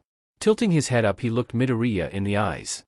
With the conditions met, he was finally able to use his quirk on the boy. Taking a gander at his future, Night Eye was shocked and eventually horrified by what he witnessed. If he survived this, then he needed to let anyone know. Glaring over at Chisaki, Izuku prepared to make a counterattack. Former sidekick of All Might or not, the villain wouldn't get away with nearly killing a hero on his watch. Before any move could be made by either side, a hole in the ceiling was blown open. Out of that hole fell the large body of Rukia Katsukame, covered in burns, bruises and pieces of ice. Coming down with him was the dragon hero Ryukyu along with Angel aka Uraraka. The unconscious villain's body crashed onto the floor, creating a big enough distraction for Chisaki to make another grab for Eri. This time he learned from his mistake, and instead of running up to the hero that was guarding her, he reshaped the floor underneath them. The poor girl was launched into the air by a pillar that formed beneath her feet. Overhaul roughly caught her midair and placing one of his remaining hands on the back of her head. "Follow me and she dies," he threatened. Glancing up at the newly made hole, he decided that was his escape route. Izuku cursed through his teeth. He was still carrying Night Eye when Ochako hovered over to him. "Angel. What happened? Where's Fahrenheit?" "He's injured," Uraraka said quickly. "We thought the villain was beat, but he got up again and Todoroki got seriously hurt. Ida has him. I need you to take Sir Night Eye out of here." She lowered herself down to his level. "He needs immediate medical attention." Izuku handed the injured hero over to her. "Let me." Mirio tried to say, but Midoriya cut him off. "You've done enough here," the gauntlet user said rather harshly. "Unless you can use your quirk with other people, then do your job and go rescue Eraserhead. The enemy captured him, remember. I'll save Eri. Ryukyu, go secure that big guy so doesn't get back up again." He dismissed them without another word. Izuku looked up towards his target, focusing on Chisaki as he elevated himself towards the hole, keeping a tight hold on his captive. Izuku leaped into the air, soaring extremely fast while dodging pieces of falling rubble. Overhaul was turned away from him and yet to notice the incoming threat. Eri, however, could see him perfectly fine. Izuku looked her right in the eyes and smiled. It wasn't his normal arrogant menacing smirk that he gave his enemies. This time it was a true genuine smile that he reserved only for those that he actually cared about. For some reason something awoke in Eri. A desire to be saved, or a new hope bloomed perhaps. For whatever reason she reached her hand out towards him, accidentally activating her quirk in the process from all the stress. "Guh." Overhaul gasped as Eri's power affected him, forcing him back into his original body while Nemoto was returned to form, falling off the side of the platform. Eri also slipped from his grasp during the process. Still reaching out for Izuku, she didn't notice Chisaki turning around to grab her again. "Nope." Izuku saw what he was about to do and activated the time stone. Happy that he saved it for this moment right here as he moved through the yellow bubble of isolated time, frozen in a single moment. Right before it reached its limit, he picked Eri up, holding her close with his gauntlet arm, while pointing his other at Chisaki. Time resumed and Izuku channeled 50% of One for All into his finger and flicked it right at the now wide-eyed Overhaul. The attack instantly broke two of his fingers, but he honestly didn't care about that right now. The pillar exploded into gravel as the villain was sent flying like a rocket into the ground below. Izuku didn't give him a second thought as he carried Eri up and out of the hole to the outside world. Gently setting her down in the middle of the street, he looked her over to make sure she wasn't hurt. "Are you alright, Eri?" He went to touch her cheek, but flinched back when yellow sparks emanating from her horn zapped his digits. Izuku stared at his right hand in fascination as his broken fingers were miraculously repaired. It didn't seem anything like the Time Stone's restoration ability, nor did it feel like a healing quirk. This was something else entirely. "Is this your quirk?" She nodded with an anxious look in her red eyes. "She has no control." An annoyingly familiar voice taunted from behind them. Out of the hole crawled a colossal fleshy beast with multiple grotesque limbs, and a large beak-shaped maw with Chisaki inside at the heart of this abomination. Her quirk is called Rewind. Depending on how she's used, she could even turn a human into a monkey. Izuku frowned, finally starting to understand Eri's quirk and how Overhaul was using her to make these bullets. "That girl is a curse. You should hand her over to me. I'm the only one that can use her properly. She's not an object." Izuku walked towards him, coming to stand between this thing who dared call himself a man and the child. "She's just a little girl, you sick freak." He stared up at the villain without an ounce of fear in his gaze. "I've done a lot of terrible things to get where I am, I'll admit that much, but I've never harmed an innocent child. That's a line I'd never cross." How pathetic. Raising one of his giant arms, he reached out to crush him. "I'm going to tear down this diseased quirk society. I won't let a wannabe hero stand in my way. I don't care how much power you have. Stay right where you are, Eri." Izuku glanced back at her. "This will be over quickly," he promised. Izuku had already calculated the change in variables of this battle. They were now out in the open. Chisaki made the dumb mistake of making himself a bigger target, and he only had one person to protect. Wonderful. I can use a bit more power now. Aiming his gauntlet at the villain, he combined the power and space stone to project his epidermal barrier outwards to create a giant wall, deflecting the red fleshy hand that reached out for him. "Get out of my way." Slamming all of his hands on the ground, Overhaul transformed the concrete into large tendrils that ended in pointed tips aimed right at the boy that was keeping Eri from him. This time Izuku opened a series of portals, catching each of the spiked pillars, and opening the exit portals directly above the giant monster of a body that was now Chisaki. The man's back was hammered by his own attack. Izuku took full advantage of him being staggered from that. Using the reality stone, empowering it with One for All, he lifted the villain up into the air. After taking him high enough so that he couldn't use his quirk on anything, the young director slowly clenched his gauntlet-covered fist. Overhaul's massive body began to crumple inwards like a paper ball. Izuku smirked as he crushed the man with his own flesh. "Why?"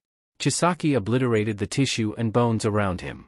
Reassembling his new body into even more hideous form, charging out of the sky down towards him. Weather Dominator. The clouds above them darkened as Izuku used the stolen quirk. As he tried enhancing it with One for All, he noticed it attempted to power down the quirk rather than up like it did earlier with Hell Flame. This time Izuku in his anger poured his will into the stone and forced it to empower the weather-manipulating quirk. "Why can't you see what I'm trying to do?" Overhaul screamed at him. He thought of all people, a quirkless human would want the same thing that he wanted. A chance to put humanity back to the way it was, before these mutations defiled the world. "Oh, I do see." Izuku blasted him back with his power. "And I disagree completely with it." He watched the man break apart and put himself back together again in a desperate attempt to make his body strong enough to contend with the Infinity Gauntlet. That was fine for Midoriya. It didn't matter how many times this disgusting man destroyed and rebuilt himself. He'd still be crushed in the end. "I may not be a hero, but that didn't stop me from making a few super moves." Izuku's smile widened further. "Here's one of my new favorites." Channeling lightning from the clouds above, he aimed his now black sparking hand at the villain. "Eri, cover your ears," he shouted without turning back. Eri did as he said just in time. Lightning Trident. 3 bolts of lightning fired out of the sky simultaneously, striking the giant square in the chest, followed by a loud booming clap of thunder. Chisaki was sent crashing down into the street. His entire body felt like it was on fire again as he hit the ground. Izuku walked over to him cautiously. Pushing the smoke and dust away, he examined the villain's seemingly unconscious smoldering body. The entire chest was covered in severe burns focused where the lightning struck him. Chisaki's real body lay slumped over at the top of a mound of fleshy tendrils. Turning his back to his defeated opponent, Izuku unfortunately made the same mistake that he mocked Chisaki for making earlier. Aha! Overhaul's body leaped up, screaming in pain and rage. One long partially burned giant arm reached over a surprised Midoriya. Eri flinched back seeing the hand inches away from clasping her. Instinctively she lifted her own hands to block him, accidentally shooting the power of her quirk outwards like some sort of projectile attack. The yellow energy spread from Chisaki's hand to the rest of his body. In an instant he was split back into two people again. Oops! Izuku didn't hesitate to take advantage of the situation. Appearing behind the man, he gripped a hold of both his wrists, bending both his arms awkwardly behind his back so he couldn't use his quirk.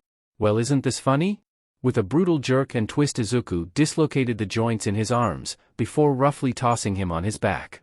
With his target immobile, he was able to use the space stone to create two small portals, entrapping his now useless arms just in case he tried anything else, keeping the exit portals high in the air, away from any solid matter. You called Eri a curse and yet she just brought you back down to size. Izuku chuckled as he walked around his fallen body, coming to stand over his head. I don't personally believe in things like karma, but it's hard to ignore that kind of cosmic justice. Cocking his foot back, he swung it like a pendulum, kicking Chisaki in the face and knocking his plague doctor mask right off. Izuku noticed something sticking out of his pocket. Reaching into the man's coat, he pulled out the small red case and opened it. So these are what you tormented and experimented on Eri for? That's mine. Chisaki snarled up at him as he tried and failed to move. I understand you on some level. There was a time that I too despised quirks. Mainly because I didn't have one. Midoriya frowned as he stared at the series of bullets. Childish envy and all that. It was during my research that I came to the realization that quirks are not really all that special. They are merely tools we are born with. Like hands and teeth. Biological tools that evolution gave us. Using Hellflame, he set fire to the case. Chisaki watched in horror and fury as his work was slowly melted away into slag. And evolution goes forward, not backwards. Leaning over the man, the green-eyed teen reached down with his gauntlet and placed it over his mouth.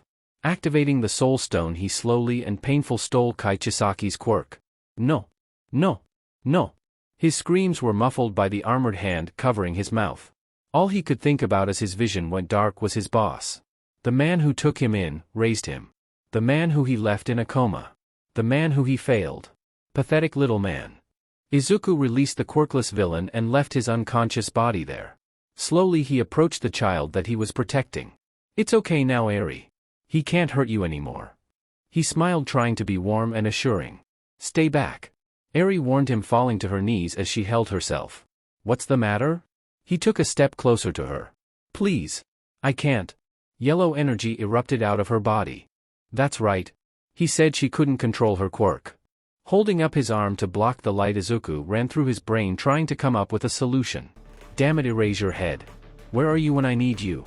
The gauntlet user analyzed everything he could about her quirk. He knew he couldn't get too close. The only reason he got away with just getting his fingers repaired before was probably because of his defensive barrier. That wouldn't protect him for long. The weight of our mission is upon us now. Plus he had no way of deactivating her quirk without taking it from her. Which he refused to do to child that had done nothing wrong. Her quirk seems to taking the form of energy. He noted. Coming from her horn. Wait. Energy. That might work. Energy conversion. Izuku called forth one of his stolen quirks. Pointing his gauntlet hand at her, he let the black and purple tendrils extend outwards, latching onto her power and slowly leeching it away. To his relief, it worked. Step by step, Izuku walked towards her until every last drop of this rewind energy was sucked away.